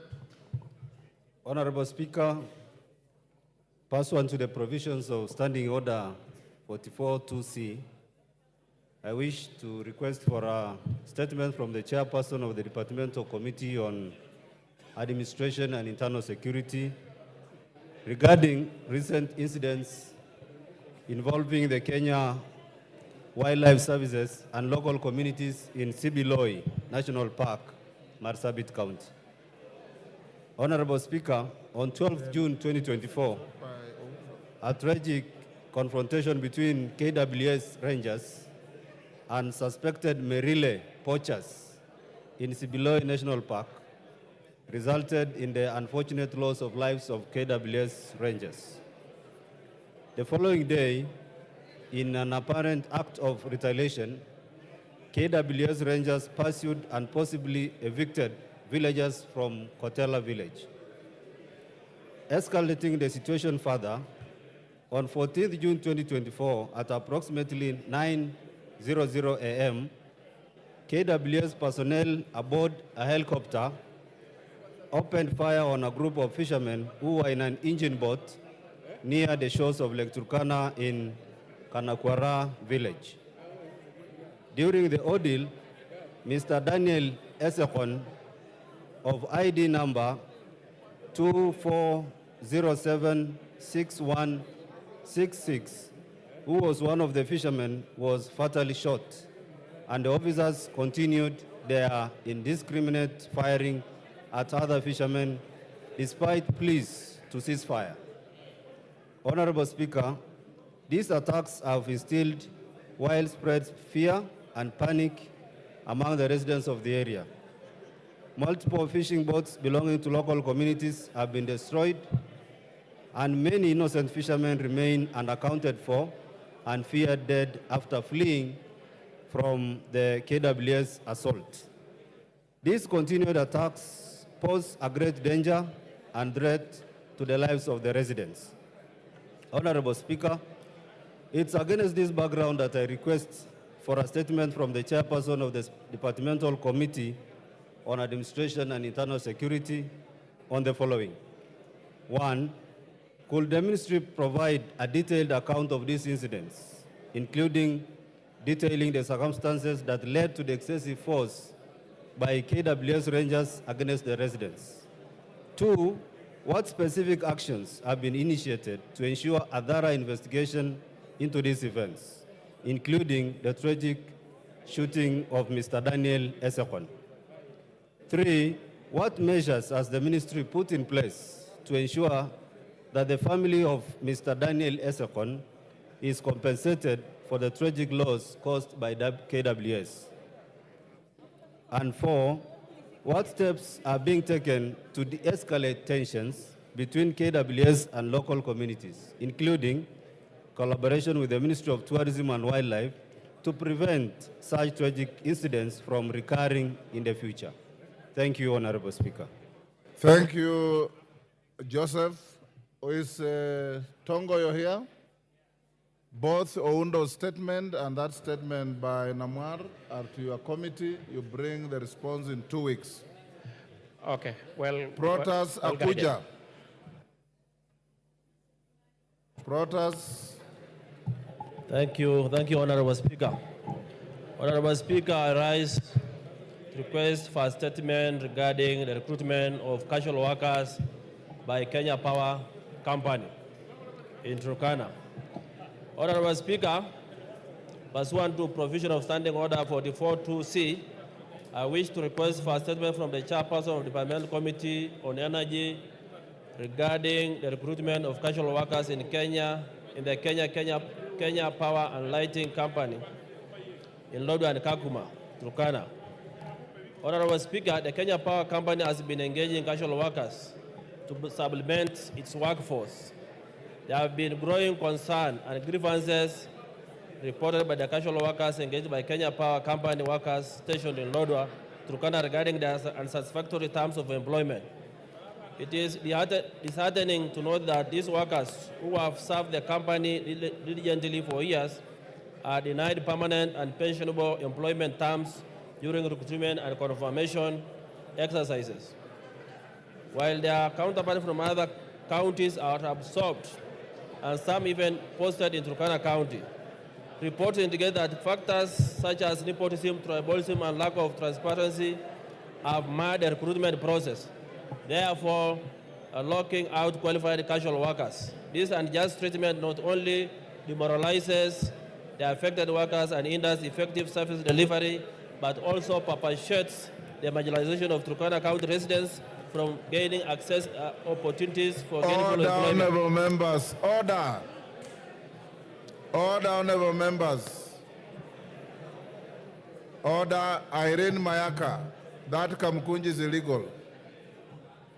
Honorable Speaker, it is against this background that I request for a statement from the chairperson of the Departmental Committee on Energy on the following. One, provide a report on the number of casual workers in Kenya Power Company stations in Turkana County absorbed on permanent and punishable terms in the last 3 years. Second, outline the plans that have been put in place to address the plight of casual workers who have served Kenya Power Company for years without being confirmed as permanent and punishable employees. Three, what measures has the ministry put in place to combat nepotism, tribalism, and corruption in the recruitment process to ensure qualified casual workers get a fair opportunity? Thank you, Honorable Speaker. Thank you. Honorable Lilian Sioi. Thank you, Mr. Speaker. I raise to request for a statement. Sorry, Lilian, just hold. The statement is directed to the Chairman of Energy. Who is the Chairman of Energy? Is it Vincent Kawaya? Is he in the House? Vice Chair?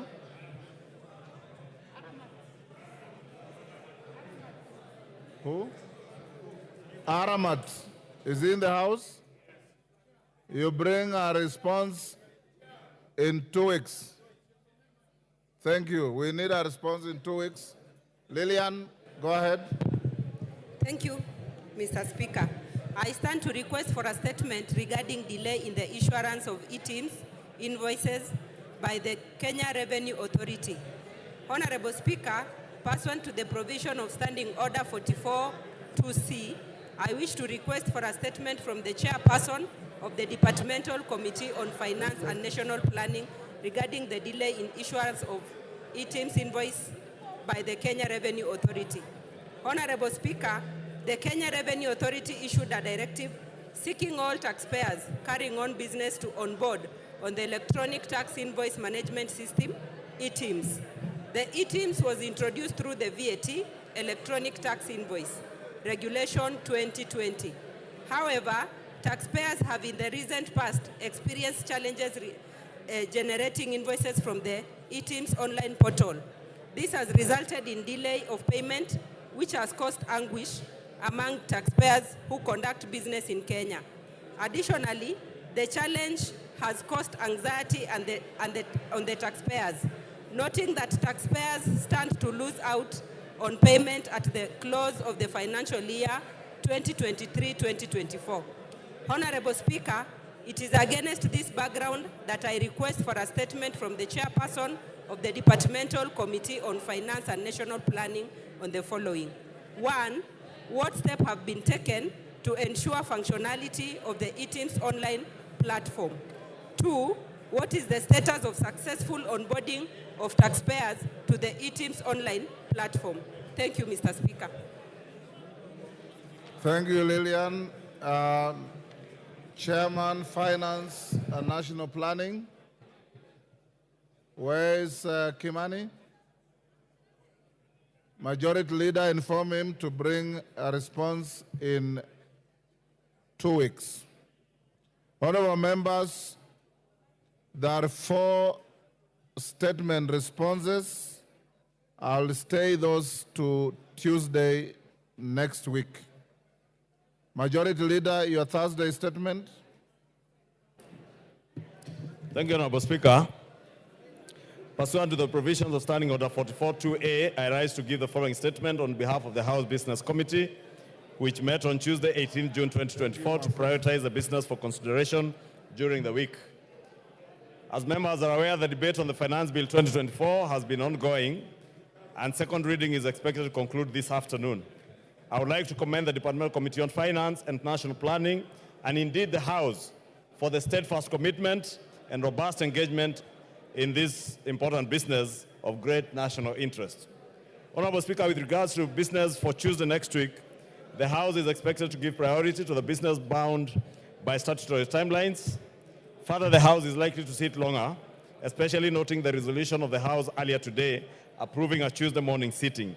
The following bills are of priority. 1, second reading of the Appropriation Bill 2024, and 2, the County Allocation of Revenue Bill, Senate Bill number 25 of 2024. 2, Honorable Speaker, Committee of the Whole House on the Finance Bill 2024 and the Appropriation Bill of 2024. 3 is the second reading of the following bills, should they not be reached today: the Land Laws Amendment Bill number 2 of 2023 and the Mang Beans Bill, Senate Bill number 13 of 2022. Additionally, debate will also be undertaken on the following motions, should they not be concluded today. 1, reports of the Auditor General on the National Government Constituency Development Fund for 9 constituencies in Bungoma County. 2, report of the Public Petitions Committee on its consideration of public petition on funds spent contrary to the provisions of Article 223 of the Constitution. 3, reports of the Auditor General on the financial statements of specified state corporations. 4, report on the Parliamentary Broadcasting and Library on enhancing reporting of parliamentary business on online platforms. 5, report of the Committee on Regional Integration on its inspection to the semi-autonomous institutions of the East African Community in Uganda. 6 is the report of the Committee on Implementation on the implementation status of reports on petitions and resolutions passed by the House. 7 is a report of the Committee on Trade, Industry and Cooperatives on its consideration of alleged unfair trade practices by foreign investors in Kenya. And 8 is the second report of the Committee on National Cohesion and Equal Opportunity on employment diversity audit in public institutions. Honorable Speaker, members will note that I had previously conveyed that the Cabinet Secretary for the Ministry of Interior and National Administration was scheduled to appear before the House on the afternoon of Wednesday, 19th June 2024 to respond to questions in the plenary. However, due to the priority business before the House, the appearance was postponed to Wednesday, 26th June 2024, and in this regard, members whose questions had been listed earlier for response are encouraged to avail themselves. Honorable Speaker, I had read the whole list of almost 16 questions by various members. I do not need to repeat them since I read them last week. In conclusion, Honorable Speaker, the House Business Committee will reconvene next week, Tuesday, 25th June 2024, to schedule business for the rest of that week. I now wish to lay this statement on the table of the House. Thank you. Thank you, Majority Leader. So members Zair Mishimbogo, Amina Munyanzi, and Rael Kisiwai, responses to your statements will be on Tuesday. So the chairmen of committees or chairpersons of committees be notified. Next order. Order number 8, the Finance Bill, National Assembly Bill number 30 of 2024, second reading, resumption of debate. Yes, Senior Counsel, what is out of order?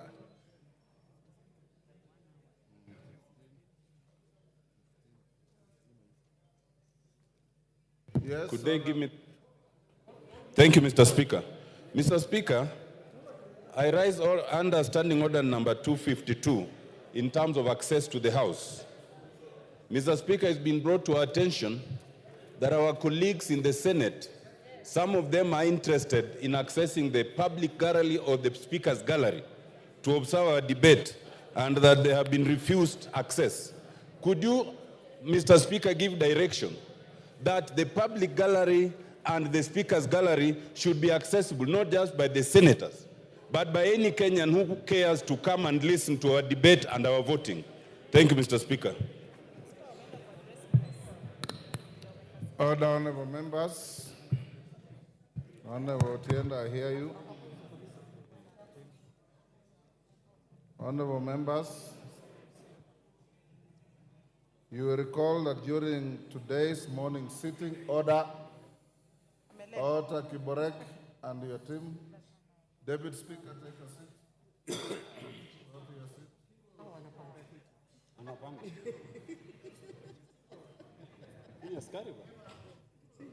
Thank you. Honorable members, you recall that during today's morning sitting, the leader of the minority party, the Honorable Pio Wandai, EGH MP, rose in his place and sought guidance on an advisory from the Cabinet Secretary for the National Treasury and Economic Planning on the measures of supply and ways and means currently being considered by the House. The Honorable Minority Leader noted that the advisory from the Cabinet Secretary was couched in the form of an procedural ultimatum to the House directing against amendment of the various revenue-raising measures contained in the Finance Bill 2024. He concluded by requesting for the advisory to be repudiated by the House as unduly anticipating debate on the Finance Bill 2024 and as an affront to the budget-making mandate of the House. Honorable members, I did allow the leader of the majority party, Honorable Kimani Ichung'wah, AGH MP, and the chairperson of the Budget and Appropriations Committee, the Honorable Ndindi Nyoro MP, to make brief rejoinders on the issue before scheduling it for my guidance during this afternoon sitting. Honorable members, as I proceed to guide on the matter, I wish to note that the advice referred to by the minority leader, though addressed to the clerk of the assembly, was copied to both my office and to the chairperson of the Budget and Appropriations Committee. Contrary to the assertions made by the minority leader, the advisory is not an unusual document. Members will note that every year, before the conclusion of the budget process, the Office of the Clerk seeks the views of the Cabinet Secretary responsible for finance on the options available to the House and its committees to ensure a balance between the measures of supply and ways and means under consideration by the House. This is in keeping with the requirements of Article 114 of the Constitution on the consideration of money bills. The advice enables the House to ensure that the measures of supply and ways and means that it approves in the appropriation bill and the finance bill adhere to applicable constitutional and statutory limits.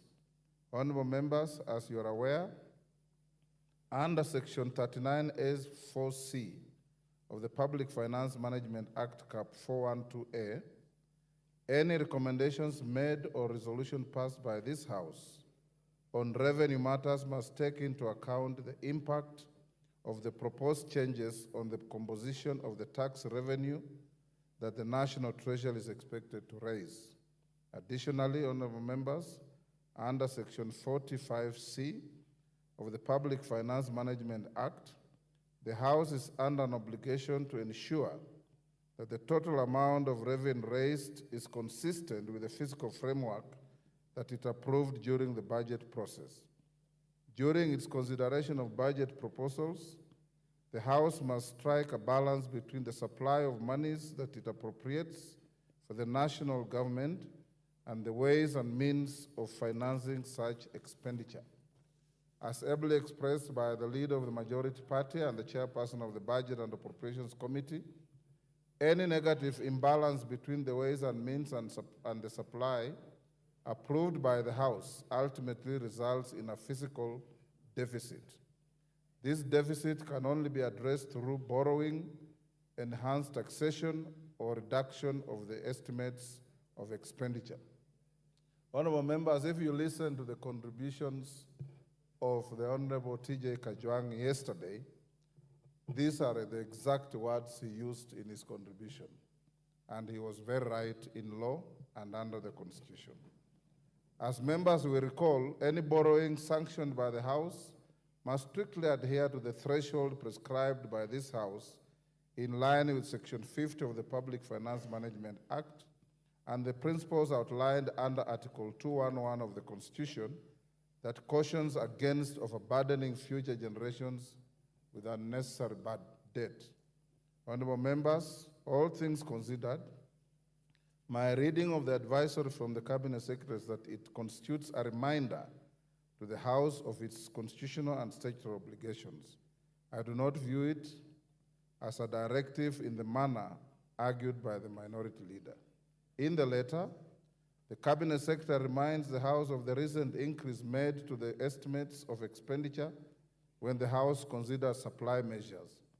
The House is merely being asked to factor in this increased expenditure when considering the ways and means of financing the approved supply. In its decision-making, the House is only bound by the Constitution and the law. The ultimate decision lies with this House. I therefore find nothing untoward with advisory.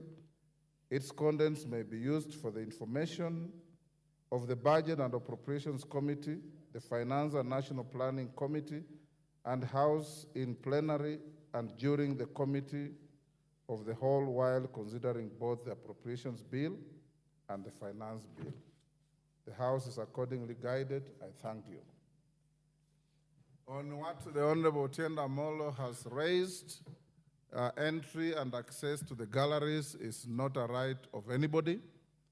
It is to the discretion of not just Mr. Speaker, but the Sergeant at Arms and his team. And their advice this afternoon was that they desired to keep the galleries unoccupied. And that's being a security matter to which I'm not an expert, I've given them the benefit of doubt. Secondly, Honorable Tienda Molo, you may recall some 2021, when the Honorable John Mbandi nearly killed me in the public gallery. No. Yeah, you are the one who saved me. It is Alice Nganga who nearly killed me. It is the Honorable Alice Nganga who nearly killed us. And if you recall, with a light touch, the Honorable Senator Mudhama, as he then was, left the gallery half naked. And the Honorable Bone Khalwale left the gallery at a speed that would have broken a world record. We don't want to repeat that.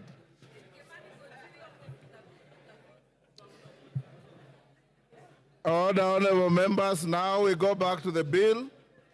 Robert Basil. But as I call Robert Basil, honorable members, I have been requested by the majority and minority leaders that we reduce the time further from 3 minutes to 1.5 minutes. Robert Basil. Thank you, Speaker. The time is too short, though. From onset, I reject the bill because it's very clear Generation Z, they cannot, or they want to say elastic limit on taxation has been reached.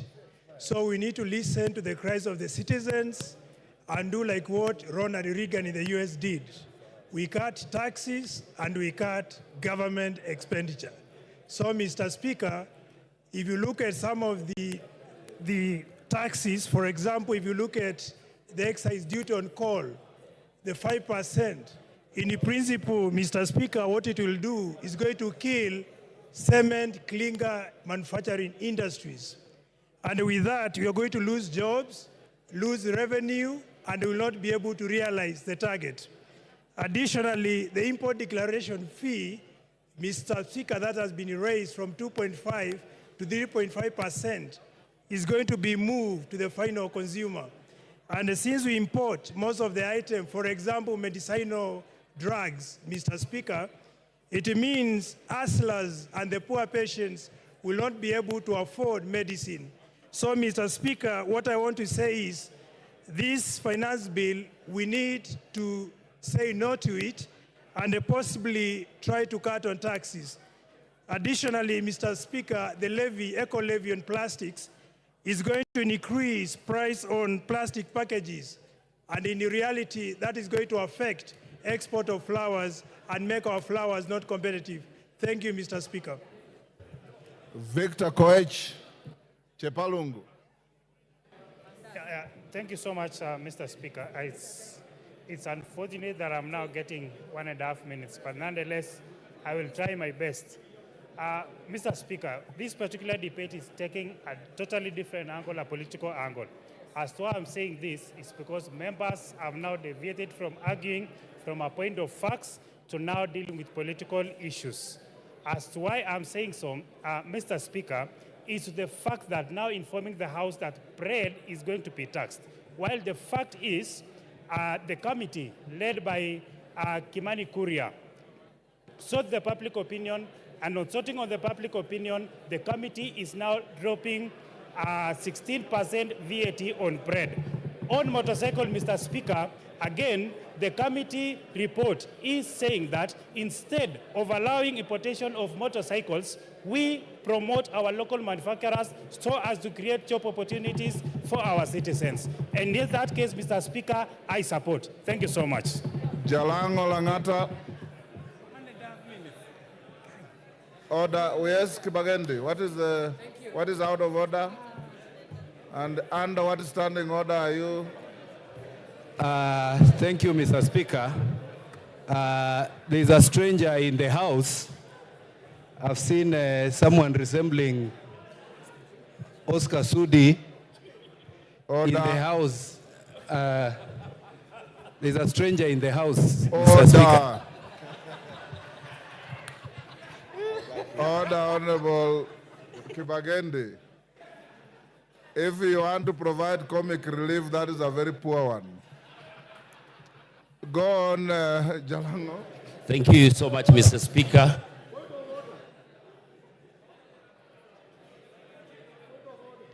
Give order, Angela.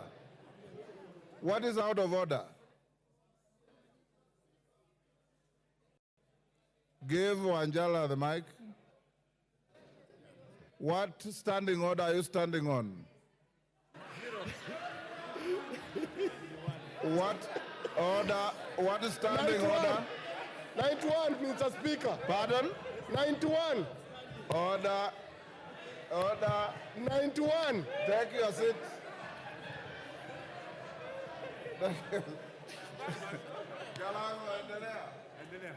Mr. Angela, Speaker. you have no point of order. Take your seat. Jalango, carry on. Honorable Angela, I encourage you that yesterday when you spoke, the House listened to you.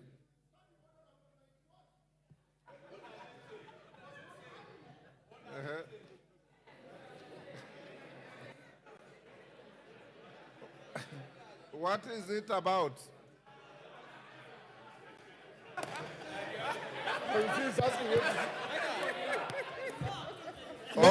Order, Angela. Angela, you know, standing order 91 is a standing order you use to challenge a colleague who is on the floor and has said a statement that you think is not factual. Order. The member on the floor, Honorable Jalang of Langata, had not uttered a single word for you to challenge him on any fact. So you are out of order. I ruled him out of order already. Jalango, continue. Thank you so much, Mr. Speaker, for giving me this opportunity. First of all, I reject the Finance Bill 2024. Immediately,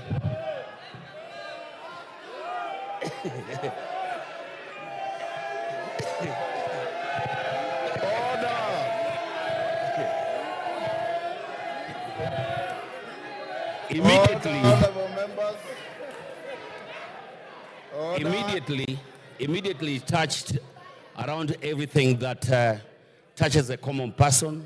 That was the M-Pesa, the cars, the pads. And I looked back and saw the whole generation in Langata out here having their voices so loud. Even after the amendments, I had to make the choice that I've made today. Now, out here is the Gen Z generation, whom I talk to every day. I interact with them on Twitter, TikTok, and everywhere. When most of you will have gone back to the villages, we will be with them here in Nairobi. The question will still be there. And most of you know, I'm the friend to the president, and I spoke to him, and he knows very well that this is my stand. Thank you so much, Mr. Speaker.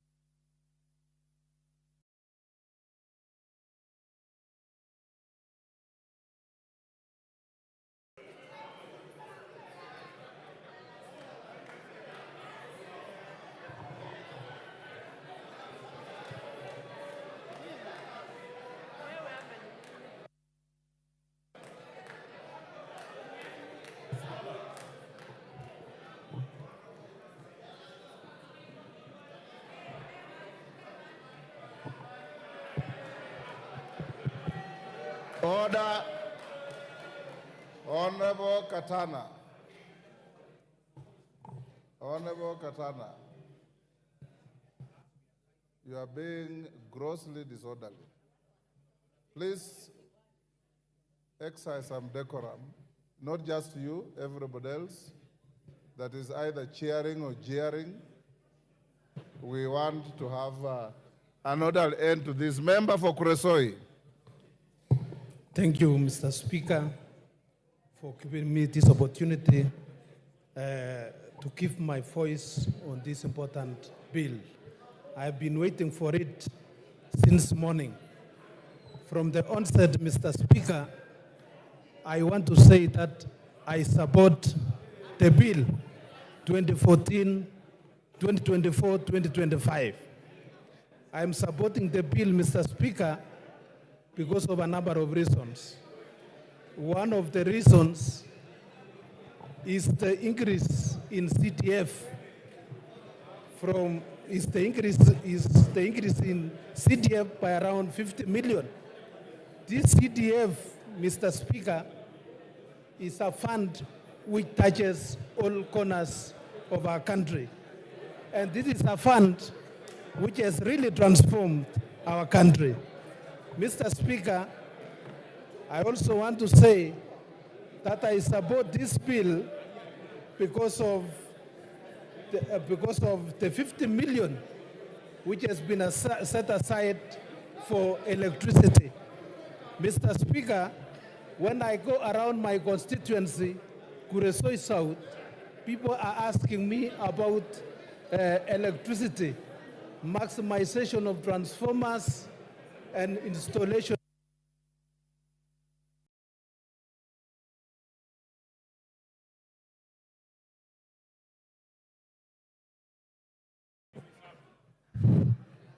Ruth Odinga.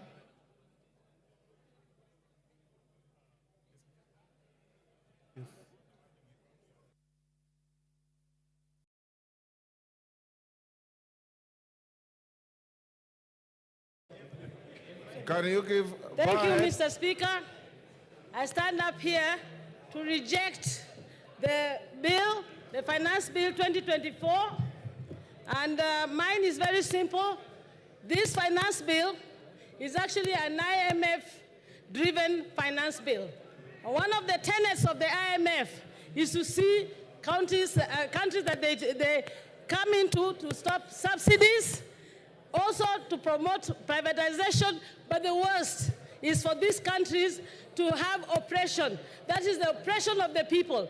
And what you're seeing out here right now on the Gen Z is not only because of the fact that there's the state oppressing them, but IMF is playing a very big role in that is happening. And my good people, let me tell you, Gen Z is out, and I'm very happy. The only thing that I really agree with this finance bill is for the Gen Z to say that Baba should be left out of this mandamano. Thank you. Ruku. Thank you, Mr. Speaker. Thank you, Mr. Speaker. The people of Better North, Mr. Speaker, 684 villages, they don't have a power connection. 684 villages, if you multiply that by 100 households per village, you realize it's quite a number of thousands of households in my constituency which don't have power. This bill, this budget, Mr. Speaker, it promises the people of Better North that we will be connected with power. We have young people who have been employed as interns. This bill, this budget, it confirms the teachers, the young JSS teachers who have been employed as interns. And also, it promises further 20,000 young teachers also to be employed as interns, Mr. Speaker. Some of them will be coming from Better North, where the people who sent me here, Mr. Speaker. And it's for this reason, Mr. Speaker, that I support this finance bill, Mr. Speaker, among other many reasons, such as ensuring... Time up. Esther Pasaris.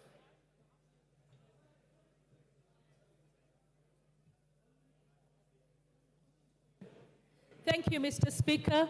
Mr. Speaker, much as I commend the public participation that was done on the bill, and much as I commend the amendments that they have come with, I want to say that I reject, because we need to ensure that we listen to the population and what they're saying. This country right now needs to listen. We need to tighten our belts, we need to live within our means, and we need to address corruption. Yesterday, seeing Obado getting away with a settlement of only 15% when he owes 1.9 billion tells us that we are not serious about addressing corruption. If we address corruption, we will be able to fund the expenses of this government. It is time for us to take a position that corruption is the biggest enemy in the room. And I think I stand ashamed to know that only a house in Loresho is not 40 million. A flat in Nairobi is not 9 million. Even in the settlement, we are actually cutting deals. So we say no to corruption, and we fund and live within our means. I reject the 2014 finance bill. Thank you. Member for Nyaribari Chache.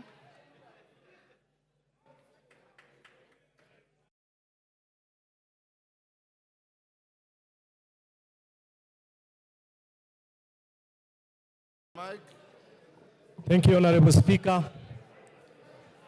Honorable Speaker, a time has come as a godly nation to make decisions that will impact positively on the lives of the 55 million plus Kenyans.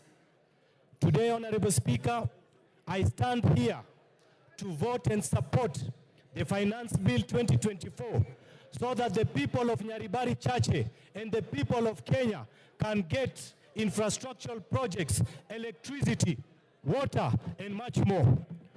Honorable Speaker, I want to urge the Generation Z to relax, as Kenya Kwanza government means well, and they will be the greatest beneficiaries of the proposed amendments. Honorable Speaker, the Generation Z are young Democrats trying to exercise their constitutional rights to picket and assemble. I am urging the Inspector General of Police, Honorable Speaker, to treat them humanly and provide them with maximum security. Honorable Speaker, the Finance Bill 2024 proposes an export and investment promotion levy with the goal of encouraging consumers to purchase locally produced alternatives, thereby supporting domestic manufacturers. Caleb Luyali.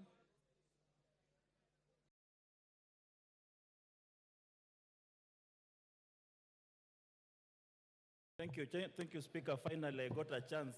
Mr. Speaker, I used only 1 minute to say we reject this finance bill, we reject the report of the committee on the finance bill. Mr. Speaker, a German social constructivist once said, Alexander Wendt, he once said that anarchy is what the states make of it. Mr. Speaker, this government is going to create anarchy in this country. And this finance bill is going to be the impetus of this anarchy. We have seen what is going around. We have seen every town in this country is occupied. And very soon, members of parliament, their homes are going to be occupied. We cannot sit here and pretend that everything is normal outside. Mr. Speaker, I want to urge my colleagues on the other side, you have a few minutes to change your mind. We must reject this finance bill. Gigi Kagombe.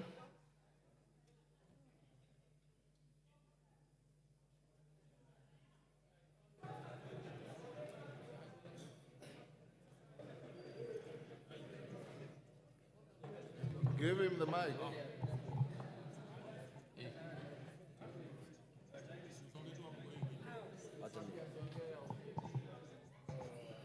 Thank you, Speaker. I stand to support this Finance Bill 2024 because, Mr. Speaker, we have a responsibility as a House to create employment for the people who are out there demonstrating. Mr. Speaker, we also have a responsibility to make sure that we give the right information to the young people of this nation. In as much as they elected us and we listen to them during public participations, we also have a responsibility to tell them the truth. Mr. Speaker, for the people who are lying in Gatondo Hospital and for the doctors who are going to treat them, I vote yes. Mr. Speaker, for the tea farmers who are in Gatondo now and other places, I vote yes. For the JSS teachers, I vote yes. For those people who are guarding us as the police officers, I vote yes. For the members of KDF who need to be paid salaries, I vote yes. For the people that we need to create employment and to create manufacturing in this nation, we are asking that we introduce excess duty on products that are gotten from other countries so that we support our economy. Those people who are out there need jobs. In fact, those people who are being mobilized are being mobilized because they do not have jobs. We have a responsibility to create jobs for them, Mr. Speaker, and we shall not create...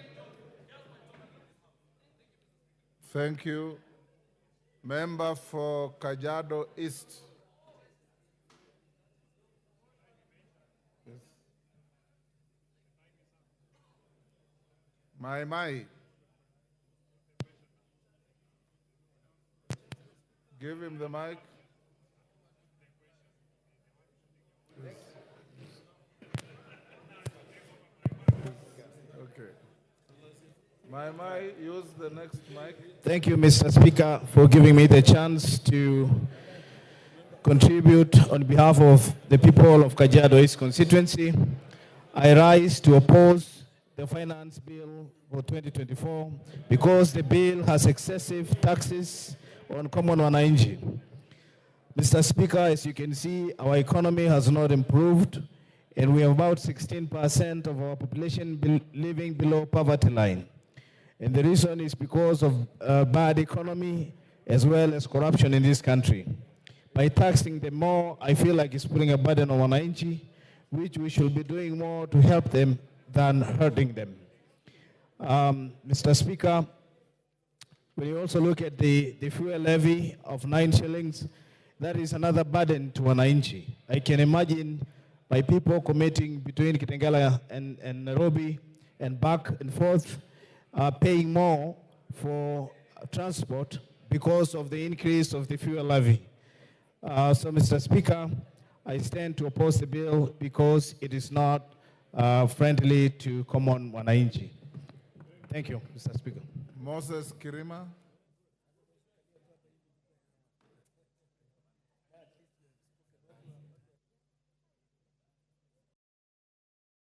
Thank you, Mr. Speaker, sir, for giving me this opportunity to contribute to this bill.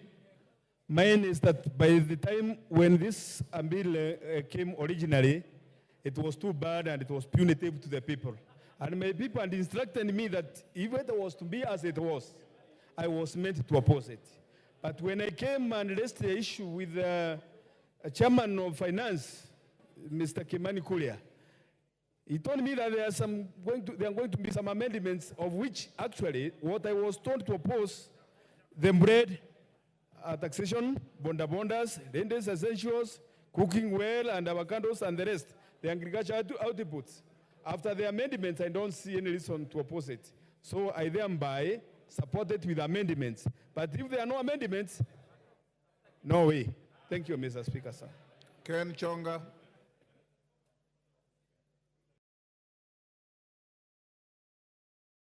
Thank you, Speaker. From the outset, Mr. Speaker, I stand to oppose this bill. Mr. Speaker, by the mere fact that the drafters of this bill were thinking of taxing bread, milk, rubber, it means that they've never had a good intention for the Kenyans. This bill is obnoxious, is diabolical, this bill is pungent and shocking to the lives of Kenyans. Mr. Speaker, I was surprised yesterday, the majority leader here said that life has gone down, that the packet of maize flour right now is trading at 100 shillings. Where in which supermarket can we go and find the one packet? Not unless he has a supermarket that he can direct Kenyans to buy from. Finally, Mr. Speaker, by mere fact of adding 9 shillings to petroleum products, it is implying, therefore, the entire economy is falling down. Everything in the economy depends on fuel, and for as long as we have the price of fuel, everything is going to spiral up. Mr. Speaker, I stand to oppose this bill. Thank you. Janet Sitianei, member for Turbo. Thank you, Honorable Speaker, and I stand to support this financial bill 2024, Honorable Speaker, with amendments. Honorable Speaker, I support this proposed bill as one of the revenue-raising measure with proposed amendments because it's going to give Kenyans an opportunity to receive their due development. They are going to get electricity, the schools infrastructure, bursary. Farmers are going to get subsidy, increased milk prices. The sugarcane farmers are going to get their pending arrears. School-going children are going to be fed. Elderly people are going to get cash transfers. Honorable Speaker, this bill is has also listened to proposals that are going to reduce what the Wananchi were worried about. The VAT on sugarcane transportation, the removal of 16% on bread, removal of exercise duty on... Protect me, Honorable Speaker. This bill proposals are going to see that VAT is removed on bread, there is exercise duty removed on money transfer, there is also VAT removed on sugar. Yes. Engineer Zengu. Thank you, Mr. Speaker, for giving me this opportunity. I have waited from yesterday, but I want to say from the onset that I raised to oppose this finance bill 2024, and there are many, many reasons why I am opposing it. But one of the reasons is that it is increasing, or it is putting a levy on clinker, which is an imported component of cement. And Yes, Honorable Junet, what is it? Speaker. What is it? Speaker. Order. Kachini bwana. Speaker. Mr. Speaker. Yes. I wanted to seek your indulgence, Mr. Speaker. Mr. Speaker, as you are aware, to those who are in Parliament, there is time for everything. Order, members, I can't hear clearly. Go ahead. Mr. Speaker, as you're aware in Parliament, there is time for debate, and then there is time for voting. Mr. Speaker, some of our members here on my side took early lunch. They are taking lunch by 10 a.m., I think, ugali and nyama. And they have come here so that their vote can count, Mr. Speaker. So, Mr. Speaker, having debated this bill now extensively, I think we should go now to do our constitutional duty of voting, Mr. Speaker, so that Kenyans can know which direction we are taking, Mr. Speaker. So, Mr. Speaker, I seek your indulgence to call the mover to reply, Mr. Speaker. Thank you, Honorable Junet. Let Nzengu finish. I had an intention of giving Rosi Museo. Then I will call the mover to reply. Thank you, Mr. Speaker. Mr. Speaker, from the Finance Bill 2023, it is reported that the road maintenance levy was not collected enough because of increment in the price of the petroleum product. This year, Honorable Speaker, the same mistake is being repeated. We know that from Finance Bill 2023, the price of cement went up. The price of steel went up because of the export promotion and investment levy, which is unnecessary because it is meant to promote monopoly in the industry. The same people that produce cement are the same people that are producing steel, and that is why the cost of construction has gone up and being a deterrent to a lot of Kenyans from constructing their houses or their property. So, Mr. Speaker, I want to say that I want to reject the proposed bill totally and as a whole. Thank you. Women Rep Muranga. After that, Rose Museo, then the mover be ready to reply. Okay.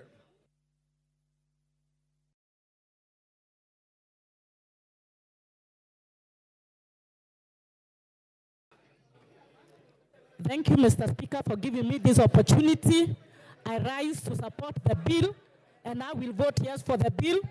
Voting for this bill, we are voting for real issues, Mr. Speaker, not for the negative things that have been said in the media to whip emotions. Mr. Speaker, voting for this bill is voting for 6.8 billion for coffee cherry fund. Mr. Speaker, voting for this bill is voting for 46,000 JSS teachers who are in internship to be put in the payroll to be employed. Mr. Speaker, we are here to tell our brothers from the opposition that we don't need to whip emotions, and we know who are the sponsors of the ongoing mandamano, and we revisit after the bill. Thank you, Mr. Speaker.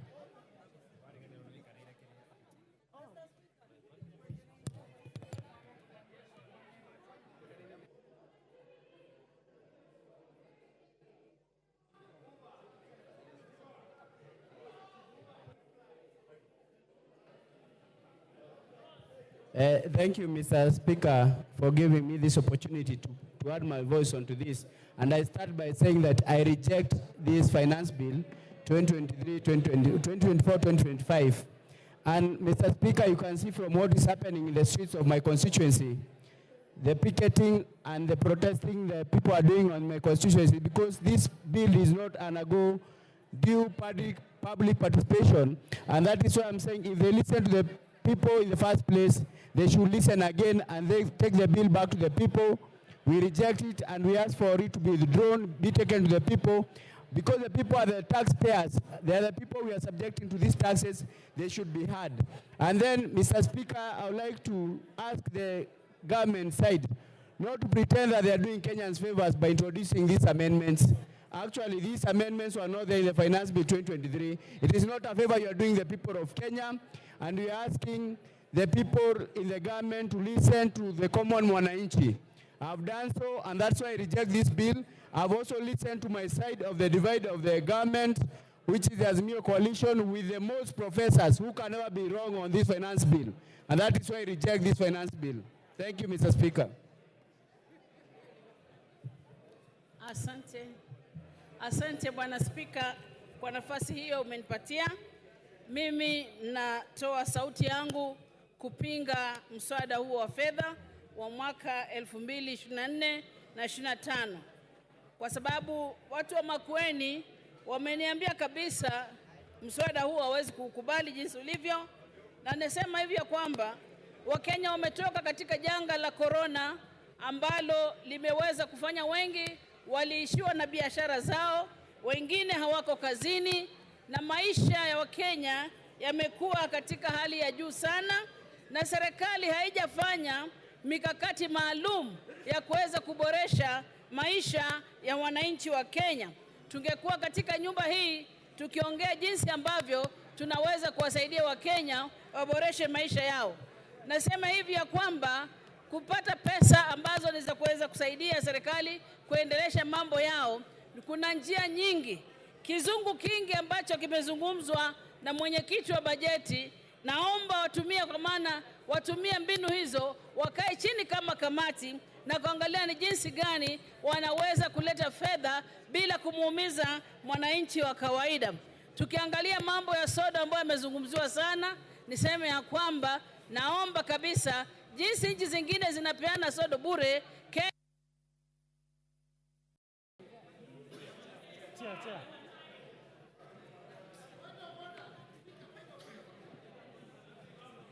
Yes, Honorable Kimilu.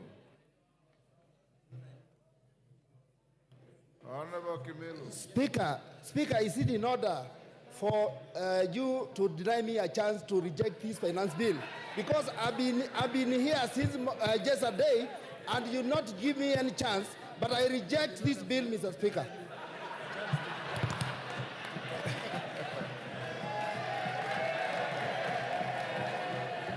Thank you.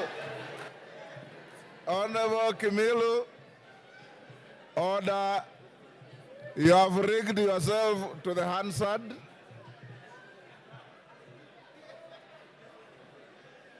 Korea Kimani. Yeah. Korea Kimani.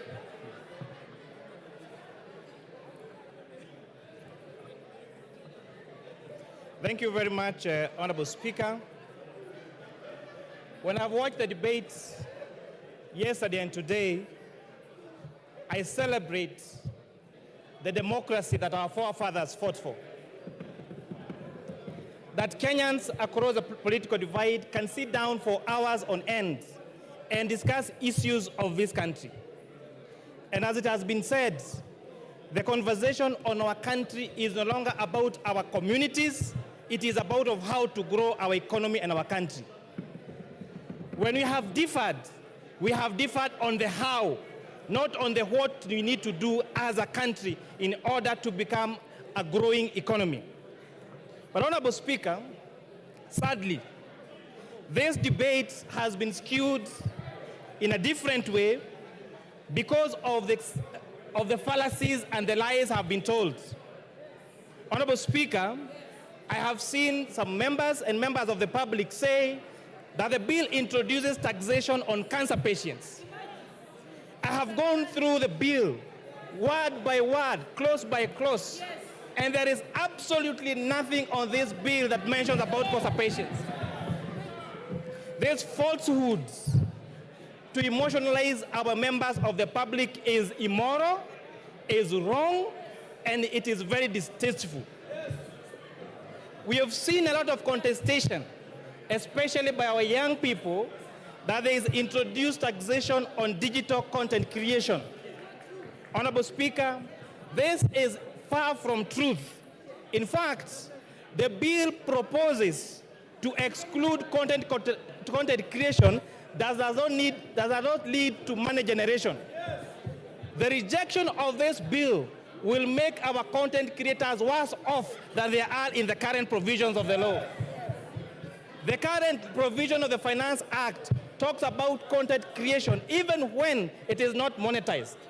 The bill proposes to delete content creation that is not monetized, and that is a fact of the matter. So for our content creators, rejection of this bill means that you'll be worse off than we were last year or that we were in the moment. I've watched the debate on sanitary towels and diapers. Honorable Speaker, I grew up during napkin times when children used to be napped with napkins. And I've seen how diapers has revolutionized and modernized our women. A few years ago, Honorable Speaker, the quality of a good mother and a good wife was known by how well she washed the napkins for her children. They used to jig with hot water and tie their hands to wash them white. And when neighbors would pass, they would watch how white they are, and the quality of that wife and mother was based on how white those napkins are.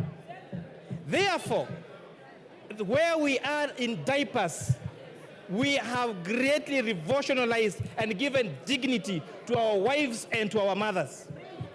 What this bill proposes is to give them more dignity by making them use diapers and sanitary towels that they can be good quality, that are affordable, and we can sustain their safety.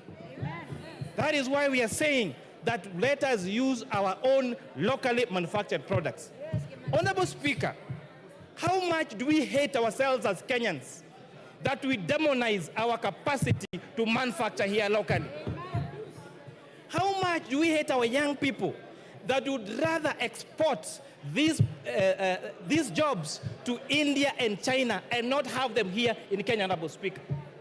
We have seen the government allocate resources to ensure we have free sanitary towels for our school-going children. How much do we hate us that do we hate ourselves that we want this money to go to India and China and not to our locally manufactured, and not to our local manufacturers here in Kenya, Honorable Speaker? These arguments came last year. And Honorable Speaker, this House made two, just to emphasize, two difficult decisions. One of them was imposing import duty and excise duty on imported furniture. As we speak, Honorable Speaker, that tax and policy measure has seen the furniture being used in this country, being locally manufactured and creating jobs for young people. If you go to the big furniture shops, like tiles and carpets and the others, they have all started local assembly and local manufacture of furniture. And therefore, the furniture that we are using, courtesy of the Finance Act of 2023, is what is made here locally, Honorable Speaker. Last year, we zero-rated local assembly of mobile phones. As a result, we are producing 400,000 phones every day for the external market. Therefore, Honorable Speaker, it means and demonstrates that giving tax incentives to manufacturers leads to the growth of local manufacturing and continues with the mantle of Buy Kenya, Build Kenya. Honorable Speaker, this bill proposes to exempt pensions payment, to increase pension payments to be tax exempt for salaried people from 20,000 to 30,000. Rejection of this bill, Honorable Speaker, would mean that these pension contributions to take care of us when we get old is going to be tax exempt, and therefore Kenyans will be worse off if this bill is rejected, if the amendments as proposed in the bill.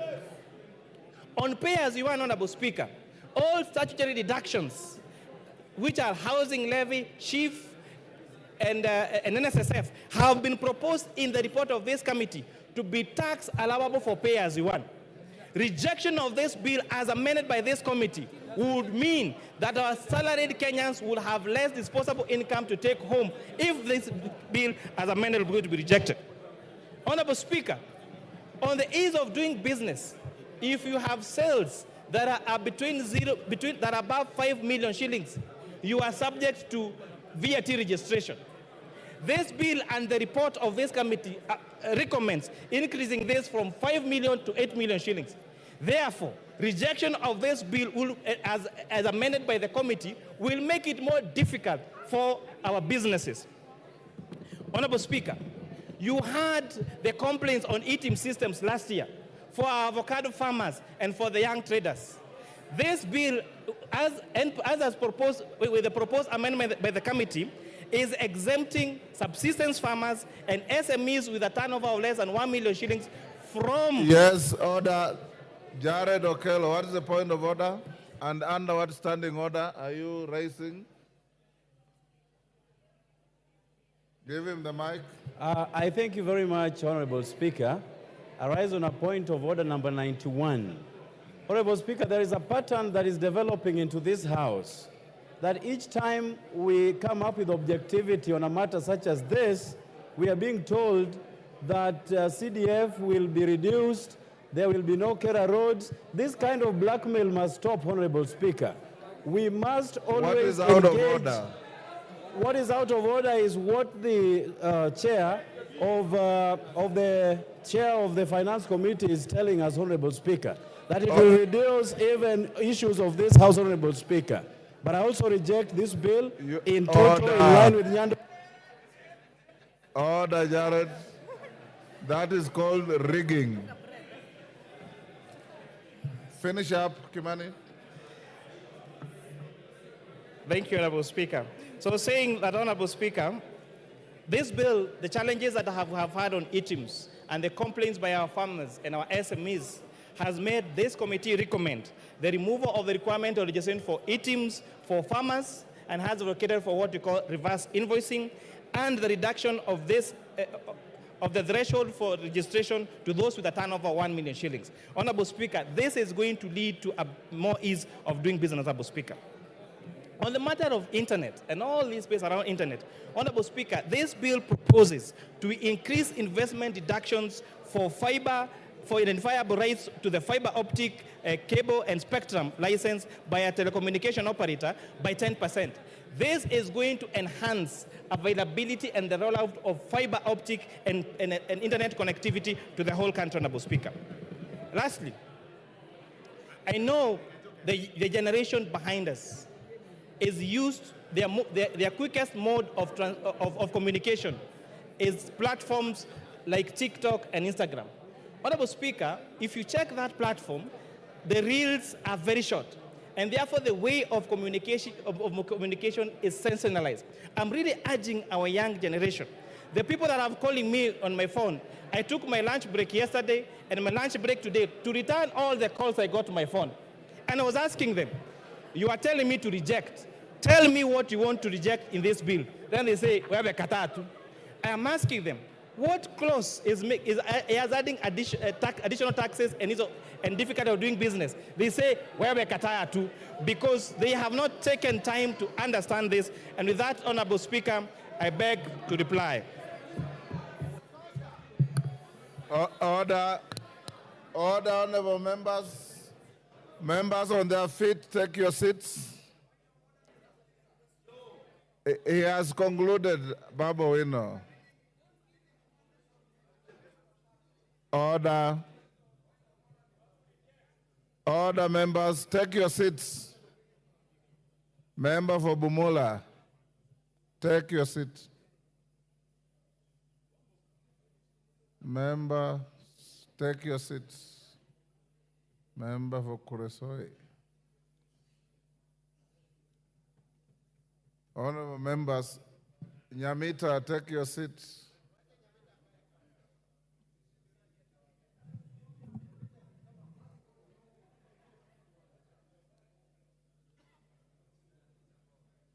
Honorable Nyamita, you can't be strolling around the house when you are being told to take your seat.